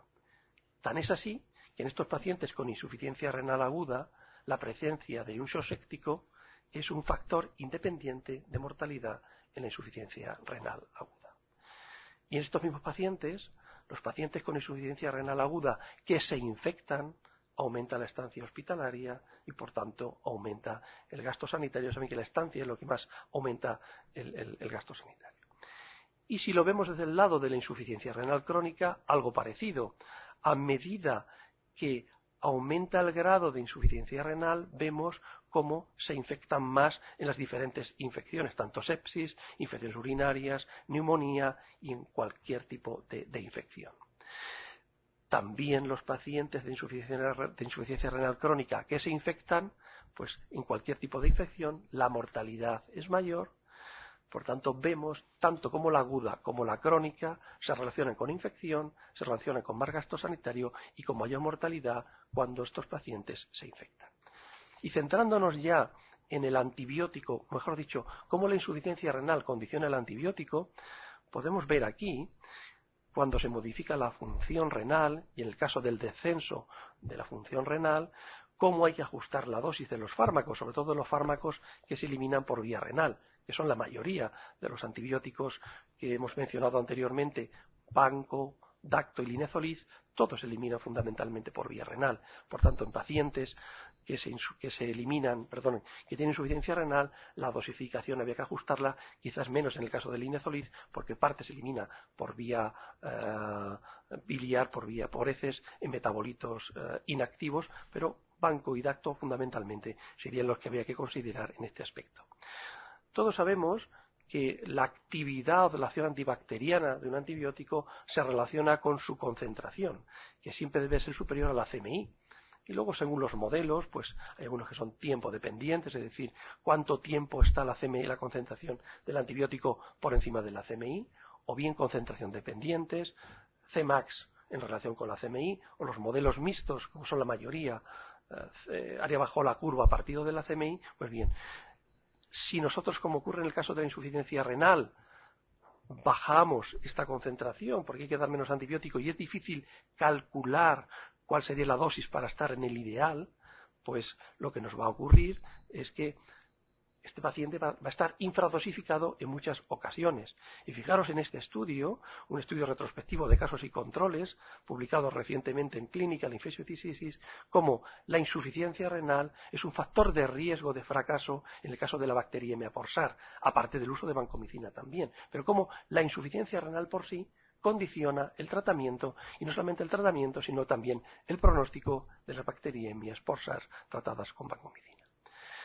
Hay un dato también que hay que tener en cuenta, y es que hay varios estudios publicados, pero voy a poneros uno de cómo la insuficiencia renal condiciona también el uso de algunos antibióticos. Hemos dicho que el Linezolid es un fármaco que produce toxicidad medular, y hay varios datos, hay varios estudios que ponen de manifiesto esto, que es que a medida que aumenta la insuficiencia renal, la trombopenia por Linezolid aumenta, incluso es un predictor significativo la insuficiencia renal de que va a aparecer trombopenia de forma más significativa.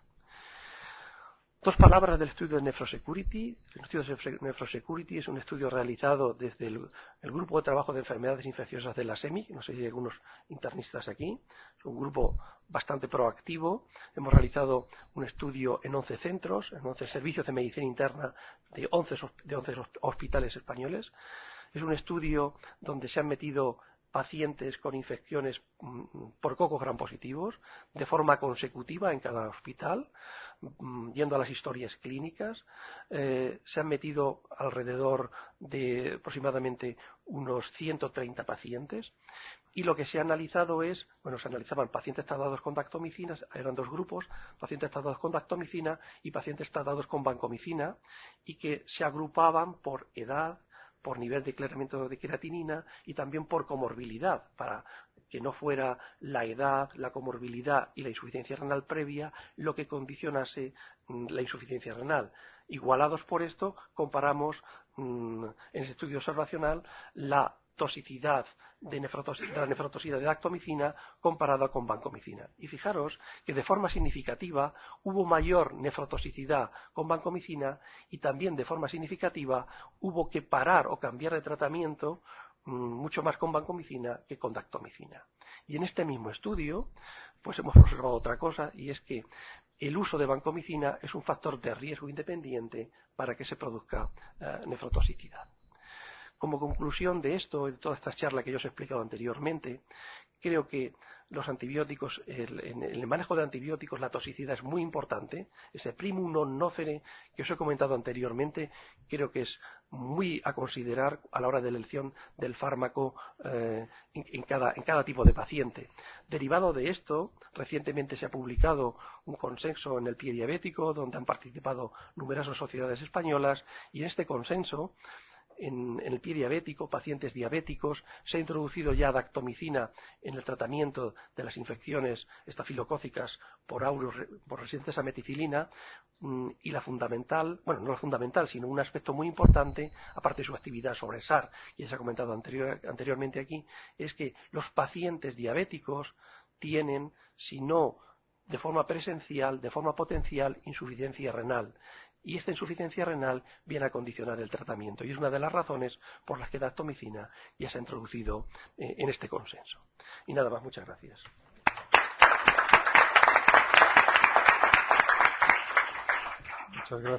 Muchas gracias, Pepe. Los tres ponentes anteriores realmente nos han listado una serie de precauciones relacionadas con el microorganismo, precauciones relacionadas con la insuficiencia renal y con la nefrotoxicidad de los fármacos.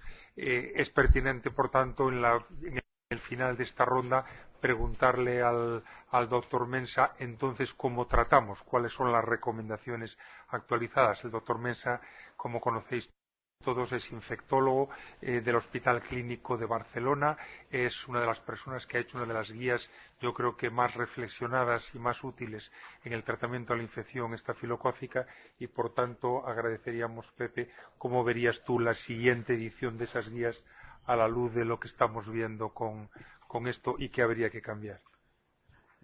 Gracias, Emilio. Gracias por que la guía está razonada. Yo creo que, como decía antes, ha comenzado José María Aguado, decía, claro, explicar el estafilococo meticilin resistente es relativamente fácil, ¿no? Pero el título es infección estafilocócica y en 20 minutos recomendaciones del tratamiento. Si uno enfoca las recomendaciones del tratamiento pensando en cómo recomiendo tratar la artritis, la osteomielitis, la endocarditis, la neumonía, la meningitis, esto era imposible, ¿no? De manera que he pensado que quizás sería mejor centrarnos en de qué fármacos disponemos, y no tanto para el MRSA, sino para cualquier estafilococo, y voy a revisar solo básicamente 5 fármacos, y voy a daros alguna recomendación de utilización de 5 fármacos que he creído que tenía curiosidad. De hecho, pues si uno viene aquí, pues hagamos el esfuerzo de ver qué cosa puede ser curiosa de que no he pensado que no se conocía, y lo que está en los libros, pues ya lo encontraréis. Espero pues que alguna de estas cosas os sean útiles. Como decía Pepe Barberán, cuando quizá la Staphylococcus aureus tiene una serie de peculiaridades que justifican el que discutamos tanto sobre él. Es decir, no basta elegir el antibiótico porque la CMI o la actividad de un antibiótico determinado sea mejor o peor, sino que tienes que darte cuenta de que el estafilococo recidiva, metastiza, produce toxinas y que no hay un antibiótico único que sea capaz de bloquearlo todo. Es decir, que probablemente la combinación de antibióticos no pretende tanto ser sinérgico, sino cubrir poblaciones bacterianas de distinta actividad, en distinta localización y... Fijaros que estos 4 puntos, producción de toxinas, lo decía antes Pepe, producción de toxinas, crecimiento intracelular, formación de biopelículas, no hay un antibiótico que sea eficaz frente a estas 3 cosas. Metástasis. Las metástasis probablemente obliguen a tratamientos más prolongados de lo que hacemos con otras. Tienen alta capacidad, como sabéis, de metastizar. Colonización nasal. Con ningún otro germen nos planteamos de si el paciente después del tratamiento queda o no descolonizado y si esto es necesario. Y esto es lo que determina que la necesidad de hacer tratamientos por asociaciones, es decir, no ¿por qué estamos discutiendo? Con ningún otro germen hacemos asociaciones, o con muy pocos gérmenes. Aquí es prioritario porque, repito, cada antibiótico puede tener una... Y una cosa que también estoy de acuerdo con José María Aguado, fijaros esta alta frecuencia de bacterias resistentes. ¿Qué quiere decir esto? He discutido muchas veces con los microbiólogos, no acabo de entender muy bien qué diferencia hay entre población heterogénea y simplemente selección de mutantes resistentes. Es decir, en los senos en todas las poblaciones bacterianas hay mutaciones espontáneas resistentes. Es decir, no veo muy bien por qué al estafilococo le llamamos población heteroresistente y cuando hablamos de coli tratado con una quinolona, pues decimos que se seleccionan mutantes y que tiene una ventana mutagénica. El hecho es que Staphylococcus aureus, cuando la población bacteriana es relativamente alta, y luego veremos qué curiosidad puede tener esto para algunos antibióticos, y creo que hay malos entendidos en algunos puntos, las bacterias resistentes obligan a que hemos de drenar, desbridar, disminuir la carga bacteriana. Es decir, es prioritario que cuantas menos bacterias estén sometidas al efecto del antibiótico, menos probabilidad habrá de que se seleccione una mutante resistente. Y luego, de nuevo, las bacterias resistentes exigen asociaciones de antibióticos, pero asociaciones de antibióticos a unas dosis y a una concentración que vamos a discutir, porque veréis que muchas veces uno piensa, si doy 2 ya no habrá selección de mutantes. Estás muchas veces haciendo monoterapia porque uno de ellos estáis fuera de la ventana mutagénica o estamos según cómo lo dosifiquemos. De hecho,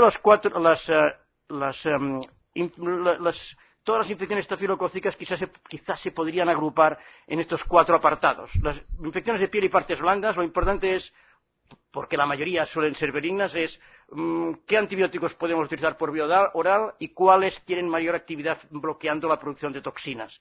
Si habláramos de neumonía, meningitis y endoftalmitis, aunque no tendremos tiempo de explicaros, os parecerá curioso que incluya la neumonía con la meningitis, pero es igual, es la barrera que hay para que el antibiótico difunda dentro del alveolo del bronquio es la misma que la hematoencefálica, que no estamos hablando de intersticio pulmonar, sino del alveolo. Y aquí el problema es difusión. ¿Qué antibiótico? Vamos a elegir antibióticos que tengan buena difusión y producción de toxinas en la neumonía. Como sabéis, la Panton Valentine, el Staphylococcus aureus resistente a meticilina, pues sería importante. Cuando hablamos de osteomielitis, bacterial portésico, etcétera, lo importante es que el antibiótico pues sea activo, como habéis visto, ya se ha comentado, sobre biopelículas o sobre microorganismos intracelulares. Y cuando hablamos de bacteria persistente y endocarditis, pues hablamos también probablemente de necesidad de tener actividad frente a gérmenes intracelulares, biopelículas y actividad bactericida. Es decir, estas 5 propiedades, junto con el desarrollo de resistencia, la posibilidad de que haya resistencia, la vamos a analizar respecto a estos antibióticos que tenemos que pueden ser potencialmente activos. Voy a revisar básicamente los beta-lactámicos, hablaremos del cotrimoxazol, diremos 2 cosas de la rifampicina, veremos la daptomicina y os explicaré algo de la fosfomicina. 5 antibióticos porque calculaba que con esto ocupábamos aproximadamente los 20 minutos. Y si no, pues la fosfomicina, si acaso, la dejaremos. Pero la beta-lactámicos, si uno revisa la actividad de los beta-lactámicos frente a Staphylococcus aureus, fijaros que ya os dais cuenta de que hay algunos que están totalmente cefazosporicid, ceftacidima, ceftibuteno, con CMIs que a pesar de que son un beta-lactámico, los vamos a borrar de nuestro pensamiento porque nadie va a utilizarlo para tratar un estafilococo. Fijaros que el antiestafilococo más apropiado es cloxacilina, por una CIN de 0,5. Es interesante, sabéis que todos los beta-lactámicos son tiempo dependientes y he cogido fijaros aquí, subrayo arriba, infusión continua versus infusión intermitente de cloxacilina o de oxacilina. Cloxacilina es el antibiótico que tiene la semivida de eliminación más corta de todos los antibióticos, media hora. En media hora prácticamente ha bajado a la mitad la concentración. De manera que aquí en este trabajo, fijaros que la CI, que es concentración intermitente, infusión continua, y la infusión intermitente, fijaros que en la intermitente el autor estaba dando 2 gramos cada 4 horas, es decir, que casi era una perfusión continua, 2 gramos cada 4 horas.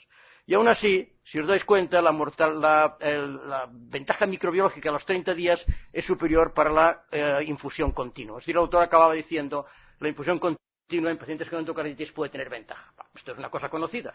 Pero os lo resaltaba por lo siguiente. Fijaros este otro estudio y leed abajo. Dice, factores asociados a mortalidad en 186 bacteriemias estafilocócicas que se tratan con dicloxacilina. Es lo mismo que cloxacilina, tiene una mejor biodisponibilidad, pero es lo mismo. Y fijaros cuál es el factor asociado a mortalidad. Dar dosis por debajo de 4 gramos. Es decir, cuando las dosis son inferiores a 4 gramos, evidentemente el periodo de persistencia del antibiótico por encima de la CIM es baja y esto se asocia a mayor mortalidad.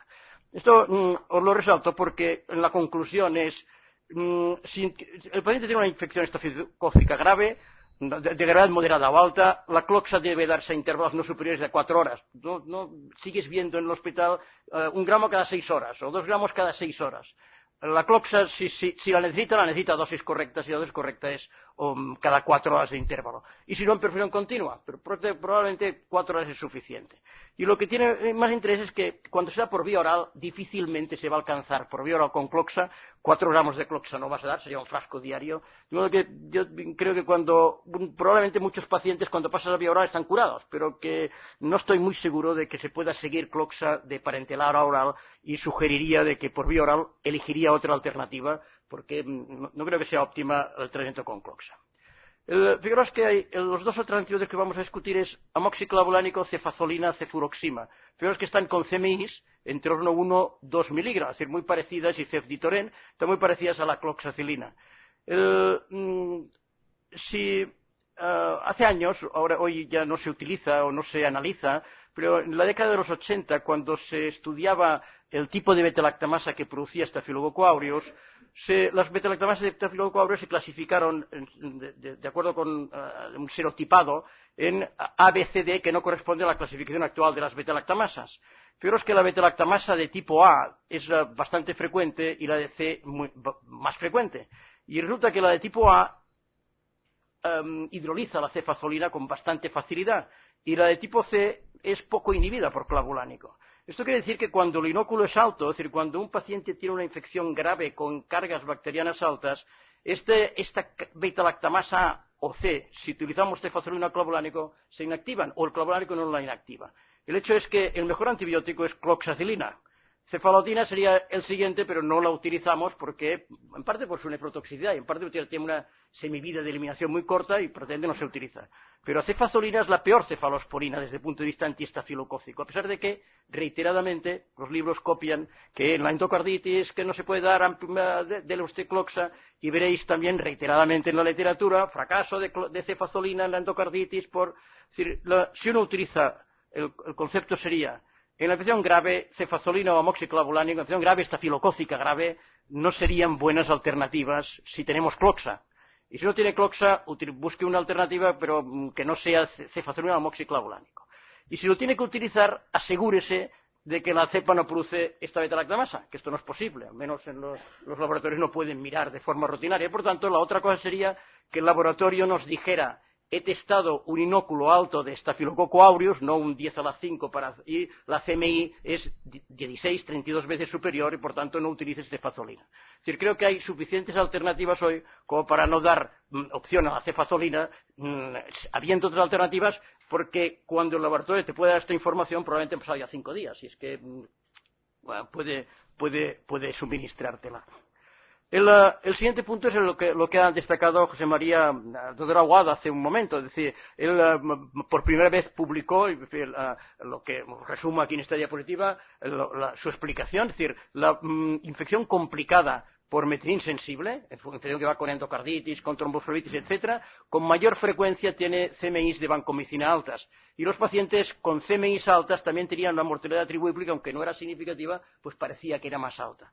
Pocos meses después, Natalie, es la que has dicho tú, Natalie Holmes, publicaba el trabajo que decía: se mueren más los pacientes que tienen que están tratados con cloxacilina, estos son meticin sensibles, entonces pacientes con infección producida por un meticin sensible, si la banco está en 1,5 tiene una mortalidad significativamente más alta que la otra.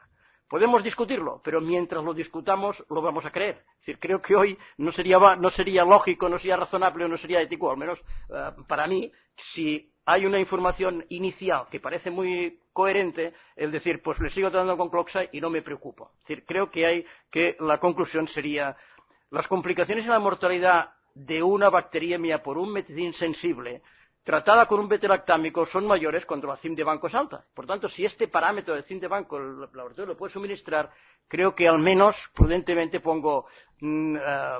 considere, pues puesto aquí, hay que considerar la conveniencia de realizar asociaciones potencialmente sinérgicas, dapto o fosfomicina.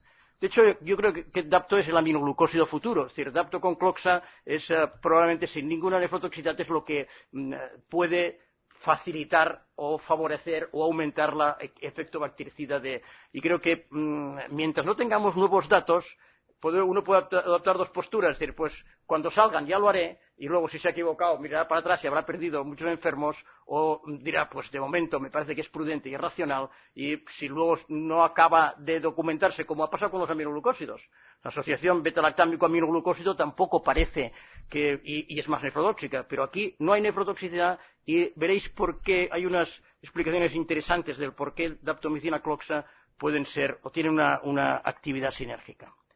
El siguiente antibiótico que vamos a comentar es cotrimoxazol. Fijaros que el cotrimoxazol en estos 3 estudios, Picazo, Loza, Cuevas, son estudios españoles publicados enfermedades infecciosas en microbiología clínica, y dicen más del 95% de aureus en nuestro país son sensibles y además con una CMI de 0,5. Es decir, que podría ser, uno se podría encontrar cómodo pensando, pues, de forma empírica casi lo tengo cubierto.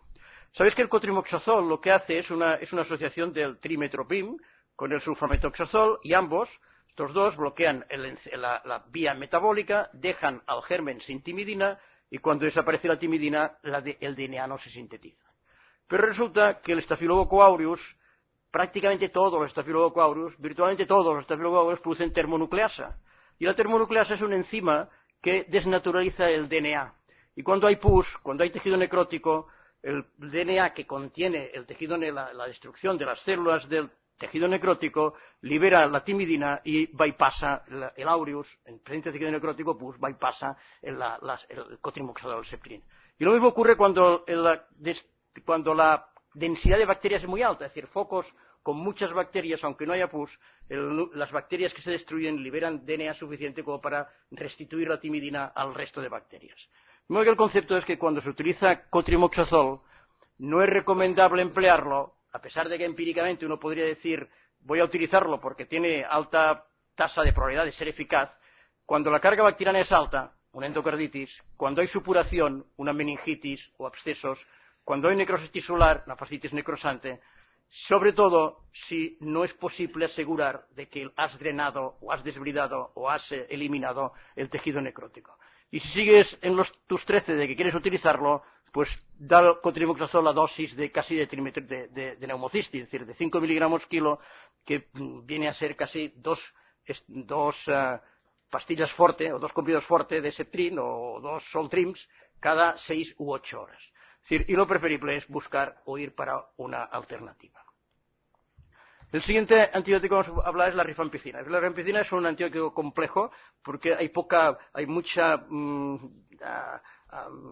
discusión sobre si antagoniza o no antagoniza, lo doy primero, lo doy después, qué dosis, y justificar todo lo que voy a decir, pues no hay tiempo. Voy a establecer 4 afirmaciones que creo que son así, y luego si queréis lo discuto. La primera es una y esencial: rifampicina es concentración dependiente, es decir, cuanto más rifampicina hay, más rápido se elimina el germen. Y es el único antibiótico que es eficaz a pHs muy ácidos, 5,5 o menos de pH. Veréis que las tetraciclinas, y un poco la fosfomicina. Antes decía Pepe Barberán, el estafilococo vive dentro de la célula, en el fagosoma, a pH muy ácido. Esto es trascendente, en pH ácido pocos actúan como no sea la rifampicina. Por esto es activo a pH a esta. 2, rifampicina es moderadamente activo, porque no hay nada que sea definitivo, en bacterias que tienen crecimiento estacionario, que estás en una fase de inóculo alto, en crecimiento intracelular, es moderadamente activo, y en el seno de biopelículas. Luego, infecciones en las que sospechemos, veremos cuándo. Cualquiera de estas situaciones hay que plantearse si vamos a asociar rifampicina al tratamiento de elección. Tercero, y esto es definitivo, rifampicina lo antagoniza todo. Todo, excepto 2 antibióticos, tienen una forma muy peculiar de actuación, que son dapto y colimicina. Pero los dos tienen el mismo mecanismo de acción. Si no bloquean ningún sistema enzimático, creo que lo comentaba antes Pepe. Si los dos producen poros, la daptomicina tiene carga positiva y tiene carga negativa, y elimina gérmenes gram positivos, como nemotecnia, y la colimicina al revés, tiene carga positiva y elimina gérmenes gram negativos. Pero el caso es que los dos producen destrucción de la pared bacteriana, actúan directamente sobre la pared, y son los dos únicos que probablemente no se antagonizan con rifampicina. Y el otro inconveniente que tiene la rifampicina es que lo reduce todo. Cotrimoxazol, clinda, claritro, doxil, linezolid, todo, cualquier antibiótico asociado a rifampicina, de los que están aquí, bajan significativamente su concentración sérica. Significativamente su concentración sérica. Digo significativamente porque uno piensa que hace biterapia y está haciendo monoterapia con uno solo. Y si además la rifampicina tiene, veréis ahora, alta capacidad mutágena, no la proteges. Es decir, no la proteges por lo que vamos a ver a continuación. Es decir, el siguiente punto es que los mutantes que aparecen resistentes a rifampicina, esta cifra de 10 a la 6, 10 a la 9 es uniforme para todos los gérmenes, no es nada. A veces los textos dicen aparición muy frecuente, pues la frecuencia es de 10 a 6, 10 a 9, es muy parecida a lo que ocurre a un coli para una quinolona. El problema es que cuando muta, cuando se cambia la RNA polimerasa, el microbio no sube 4, 8 o 16 veces la CIM, sino que pasa cientos de veces por encima. Al menos esto ocurre con el bacilo de la tuberculosis. La verdad es que no tengo datos no he encontrado datos para Staphylococcus aureus. Pero el bacilo de la tuberculosis, cuando le muta la RNA polimerasa, pasa a un nivel tan alto que tienes que dar varios antibióticos para que no se seleccione la mutante, ¿no? El secreto de la rifampicina es este. Es decir, la rifampicina cuando se da, se absorbe, pasa al hígado y el metabolismo hepático se satura. Es decir, a partir de 300, 450 miligramos ya el fenómeno de primer paso, es decir, la eliminación de rifampicina se queda saturada. De modo que cuando uno da 300 miligramos, tiene un pico sérico de 4. Y digo, y si le doblo el pico, en lugar de 8 tengo 10. Pero si le doblo el pico ya tengo 30. Es decir, que el primer concepto es rifampicina no tiene que dividirse. Si recurrís a la literatura, veréis que cuando rifampicina se da en 300 cada 12, hay una tasa de resistencia altísima, o sea, asociando rifampicina con otro. Cuando se da 450 cada 12, la tasa de resistencia sigue siendo alta. 35% cuando se da cada 300, 25% cuando se da 450, las resistencias son bajas cuando da 600 en dosis únicas. Y rifampicina debería darse porque es concentración dependiente y porque su concentración es más alta, su nivel es más alto dando en dosis única y no en dosis repartida. Fijaros que cuando se da por vía endovenosa, como no tiene que pasar por el hígado, los mismos 600 miligramos que eran un nivel más alto, es decir, no tiene el fenómeno de primer paso. Pero la vía endovenosa no la utilizamos, por tanto es rifampicina, dosis única diaria, 600 o 900 miligramos que aseguran la actividad concentración dependiente y niveles posiblemente más por encima de la ventana mutagénica. Es decir, ¿cuándo considero el empleo de rifampicina? Repito que lo que vamos a ver es que aprendamos a manejar el antibiótico en cada paciente. Es decir, no simplemente la artritis se trata de esa forma, sí, pero ¿por qué se trata? La infección sobre el material protésico, la endocarditis, lo que sea.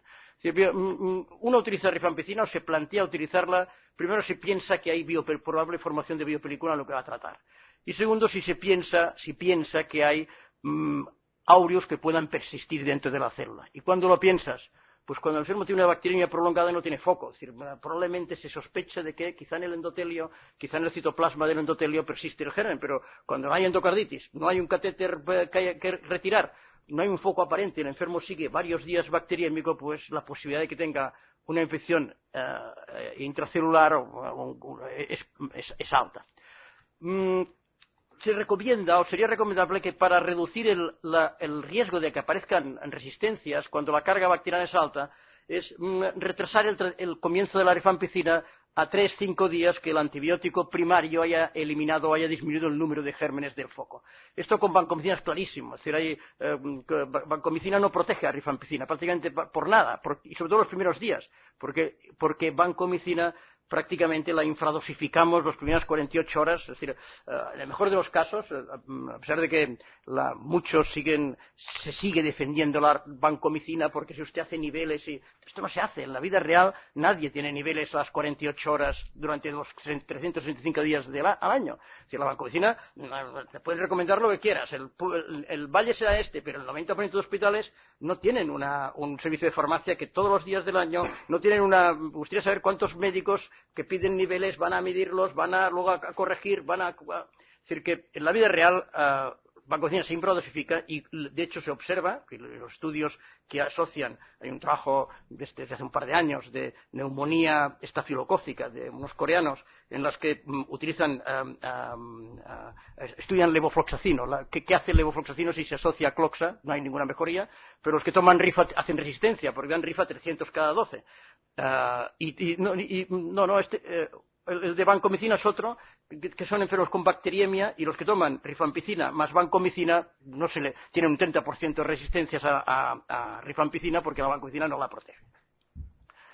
Rifampicina debe darse en dosis única diaria de 600 o 900 y no debería darse a pesar de que encontráis que hay trabajos que lo han dado de esa forma porque al autor pues no conocía la farmacocinética del fármaco y decidió tomarlo cada 12 horas. Daptomicina, vamos a comentar tres cosas, dos aspectos de daptomicina. Daptomicina, lo decía antes, Pepe, es altamente bactericida, concentración dependiente, pero es el antibiótico, lo comparaba con otros tres, pero es que con cualquiera que se compare es el más bactericida. Este es un trabajo hecho por aquí por la Complutense de aquí en Madrid. Fijaros frente a la del centro, el estafilococo meticilina resistente, aquí, en 2-4 horas, con o sin suero, el trabajo está hecho en presencia de proteínas para ver qué influencia tiene la presencia de proteínas. No hay ningún antibiótico que sea bactericida en 4 horas, en 2 horas, como no sea un antiséptico. Es decir, cuando aplicas alcohol, pues en 2 minutos, o cuando aplicas un antiséptico tópico. Es decir, la daptomicina es altamente bactericida. Fijaros en el mismo trabajo de vancomicina, 24 horas después todavía hay población bacteriana. Altamente bactericida, además, cuando se consiguen unas 8 veces por encima, se pasa unas 8 veces por encima de la CMI. Este es un estudio, fijaros, el autor comparaba 5 miligramos, pacientes, no es randomizado, no está aleatorizado, recoge la experiencia suya de pacientes que han tomado 5 o han tomado 8. Fijaros que los que han tomado 8, el médico creería que estaba peor porque se lo dio a enfermos que tenían un Apache 2 más alto, y llevaban más tiempo hospitalizados. Y fijaros abajo, el resultado es que tanto el éxito clínico como el microbiológico es superior para 8 miligramos. Es decir, la daptomicina, probablemente todos los ensayos en fase 3 la han infradosificado, sobre todo cuando utilizábamos a 4 miligramos, debería darse a 8, a 10 y quizá a 12 al menos los primeros días o en la fase inicial de una infección grave. El segundo concepto es daptomicina sinérgica en la mayoría de sus asociaciones.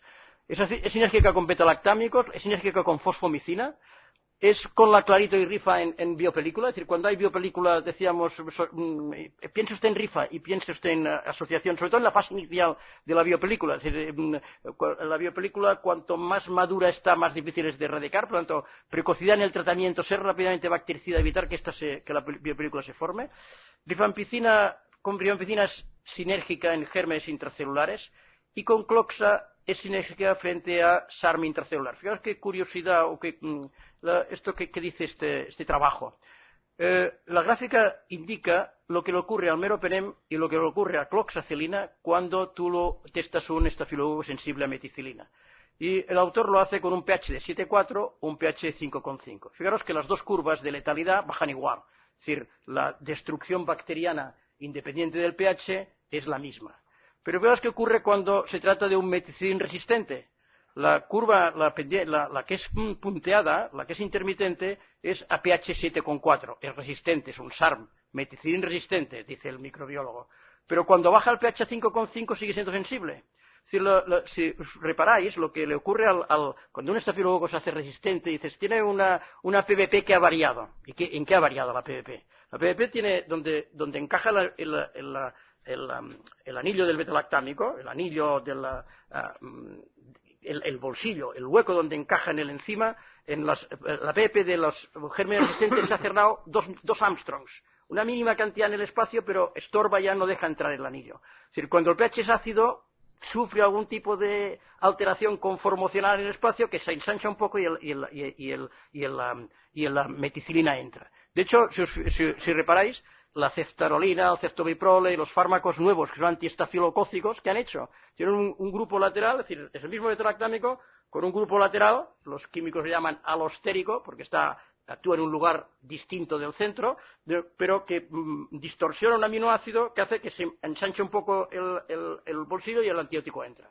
Es decir, lo que quiero decir es que el pH, este ácido, que sigue siendo activo cloxacilina, significa que el Staphylococcus aureus, que dice es un meticilin resistente, sí, en el tejido intersticial, pero es meticilin sensible a pH de 5,5 que tienes en el fagolisosoma, en la orina, en el estrato córneo, y no lo sé porque no tengo evidencia clínica, pero la mucosa vaginal, abscesos, luz bronquial, etcétera, tienen pHs relativamente ácidos que quizá puedan. El hecho, lo importante, o lo que no hay duda es de que en el fagolisosoma probablemente este estafilococo que puede persistir y ser causa de bacteriemia persistente podría ser. Fijaros el trabajo del 2011 en el que el autor dice 7 casos de bacteriemia prolongada de 7 a 22 días de duración, estafilocócica, producida por MARSA, que no viene del catéter, que lo ha tratado con múltiples antibióticos y acaba curándolo con betalactámico más un estafilocócico.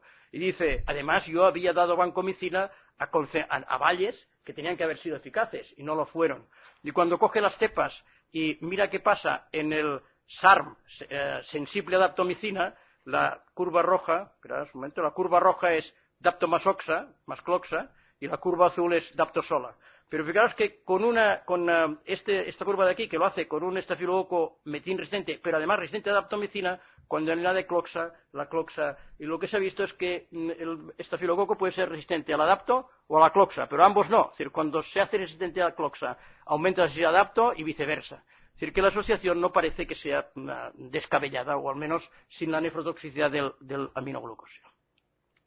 Daptomicina es dentro de la dirección de la bacteria por SAR, primaria o asociada a un catéter. Yo lo dejaría aquí, pero probablemente porque si hay alguien que piense que a lo mejor no, pues al menos o especialmente cuando la infección es grave. O sea, que no lo dudéis nunca, pero si es grave, optad por esto. O cuando no sea aconsejable dar vancomicina porque no conoces la CMI de la cepa, o sabes que esta es elevada, o hay riesgo de toxicidad renal, o hay la intolerancia o el antecedente de intolerancia. 2. Daptomicina asociada a rifampicina se incluye entre las pautas de elección para el tratamiento inicial por vía endovenosa los primeros días, luego se consolidará con la asociación de linezolid o con la asociación de una quinolona con rifampicina, pero la fase inicial puede ser una ventaja independientemente de que sea SAR resistente o sensible a meticilina. Daptomicina a dosis altas es perdona, Emilio, voy muy retrasado de tiempo. Dos minutos, quedan dos. Daptomicina a dosis altas es el tratamiento de endocarditis por meticilina resistente. La endocarditis por meticilina resistente es suficientemente grave como para que, en ausencia de más datos, en esto no me atrevería a discutirlo, Emilio nos lo puede precisar más, pero yo sobre una válvula nativa añadiría otro antibiótico, fosfo o cloxa, o os diría genta, porque fijaros que fosfo, nos decía antes el Pepe que daptomicina puede tener un efecto protector sobre la lesión renal que puede dar la aminoglucósido. Fosfomicina lo mismo. Es decir, que uno se imagina que fosfodapto y aminoglucósido pues podría ser una buena alternativa. Y si estamos en una válvula protésica, pues deberíamos pensar en si añadimos una rifampicina por la posible formación de biopelícula. Y creo que es razonable, a pesar de que digáis si acabaremos con 3 o 4 antibióticos, lo más probable es que acabe con la válvula con cirugía, de modo que yo los pocos días antes, si va bien, creo que es razonable pensarlo. Y en la endocarditis izquierda por metilin sensible, el tratamiento es cloxa, pero podría ser interesante asociar adapto al cloxa. Pues creo que, evidentemente, por lo que nos ha dicho José María Aguado, cuando la CIM sea alta, no me la jugaría, es decir, al menos lo utilizaría como un aminoglucósido. Estamos dando aminoglucósido con cloxacilina de forma sistemática sin obtener ningún beneficio durante años, más que la nefrotoxicidad. Es decir, creo que está justificado hoy día con una CIM alta en una endocarditis cloxa S ensayar la posibilidad de que daptomicina sea una solución. Cuando queremos evitar el riesgo, si decidimos que el tratamiento es cloxa más aminoglucósido, como dicen las guías, y quiere usted evitar el riesgo de la toxicidad renal, porque cumple los criterios de la SCORE que nos ha explicado antes, piense en esta posibilidad. Si la infección es grave o si la bacteriemia persiste a partir del quinto día, quinto día, si fuera yo al tercer día ya estaría preocupado, pero probablemente llevaría la daptomicina desde el primer día. 2 palabras y termino ya con fosfomicina. Yo creo que también es un antibiótico interesante y que vale la pena saber manejar. Fosfomicina es bactericida, tiempo dependiente, es decir, un antibiótico que necesitas tenerlo para ser eficaz las 24 horas a concentraciones altas. Y es un antibiótico bien curioso que es sinérgico con todo. Prácticamente todos los antibióticos puede tener o hay evidencia con todo, al menos con todo lo bactericida conocido, es decir, con todos los betalactámicos, con daptomicina, con aminoglucósidos, con glucopéptidos, al menos con estos es bactericida. Probablemente lo es porque todo lo que actúa en la pared bacteriana actúa antes que fosfomicina. Si fosfomicina lo que hace es bloquear el ladrillo del péptido glucano que luego va a sintetizarse, ¿no? Por lo tanto, es sinérgico porque actúa en un paso metabólico previo. Y en segundo lugar, fosfomicina es un antibiótico muy pequeño que no se fija a proteínas y que puede emplearse a dosis muy altas y que debería emplearse a dosis altas, de 8 gramos cada 8 horas y 24 gramos al día. Fijaros que este estudio es un estudio de 12 pacientes con abscesos de distintas localizaciones en los que el autor utiliza fosfomicina 8 gramos cada 8 horas. Fijaros que a esta dosis la concentración máxima en el absceso está en 64. De hecho, tiene una desviación estándar muy alta. Pues había enfermos que tenían concentraciones altísimas y otros que la concentración era baja. Fosfomicina, no sé si lo estaba puesto antes, es activa pH ácido. No he puesto. Se mantiene actividad pH ácido del absceso, de modo que podría. Y fijaros, el problema de fosfomicina es que la CMI 90 es muy alta. Es decir, cuando tienes estas CMI 90 tan altas, muchas veces dice, fosfomicina no se puede dar en monoterapia porque selecciona resistencias. No, como cualquier otro antibiótico, ni más ni menos. El problema es que cuando tienes una CMI de 16-32, o tienes concentraciones que están en 400 o selecciona resistencia seguro. Es decir, si el microbiólogo puede mirarte por e-test o por cualquier método que te diga que el estafilococo está en 1, 0,5, 1 o 2, fosfomicina en monoterapia no hace resistencia. Pero claro, tienes que estar en 0,5 y tienes que tener concentraciones que están, fijaros en este autor, de los abscesos, da una dosis de carga de 10 gramos, sube de aquí a 400 en plasma, y en el absceso consigue desde el primer día unos 64. Es decir, la CMI 90 de estafilococo está en 32, pero muchos, la CMI 50 está en 8, 4, 8 o menos. De modo que fosfomicina asociado, si el germen tiene una CMI de 4, si asocias fosforrifa y el germen está en 32, pues estás haciendo monoterapia con rifa. Es decir, que probablemente no vamos a proteger a la fosfomicina de la selección de resistencia. Cabe considerar, pero no digo que se tenga que tratar, cabe considerar la adición de fosfomicina en el tratamiento de la infección estafilocócica en las siguientes situaciones. Cuando una infección se localiza en un lugar poco accesible a cualquier antibiótico, a pesar de que es un antibiótico hidrosoluble y que por lo tanto peca del mismo problema que tiene cualquier beta-lactámico, la concentración, el pequeño tamaño de la molécula y la enorme cantidad de antibiótico libre facilita o permite que en el globo ocular, en la meninge, en lugares poco accesibles, en el absceso, como veíamos, tengas una concentración relativamente alta cuando utilizas dosis de 8 gramos cada 8 horas. En infecciones que cursan con criterios de sepsis grave, es un antibiótico bactericida que es poco tóxico, que es fácil de manejar y que podría también considerarse como un posible antibiótico. Y cuando la infección esté producida por un germen cuya sensibilidad está en el nivel alto, estáis tratando con vancomicina con CIMD2. Yo no lo haría, pero ya no lo trataría con vancomicina.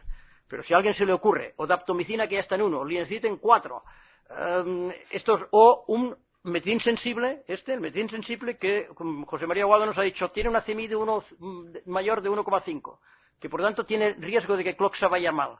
Yo aquí consideraría la adición de fosfomicina. Cuando deis fosfomicina, el problema de la fosfomicina es que lleva mucha sal. La sal disódica lleva una cantidad de sodio enorme y 24 gramos de fosfomicina, pues hay que hablar con el nefrólogo y decir, ¿qué hacemos con tanto? Y fosfomicina es mejor darla en perfusión continua porque evitas la hipopotasemia que crea la sobrecarga de sodio y además pues tienes perfusión continua o perfusión prolongada los 8 gramos. Pues gracias por la atención y acabamos.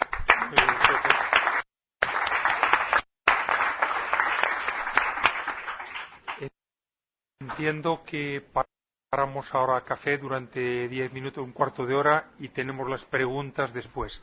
Nos van a ir llegando por vía electrónica. Fenomenal. Pues una pausa, café y volvemos. Café y pis.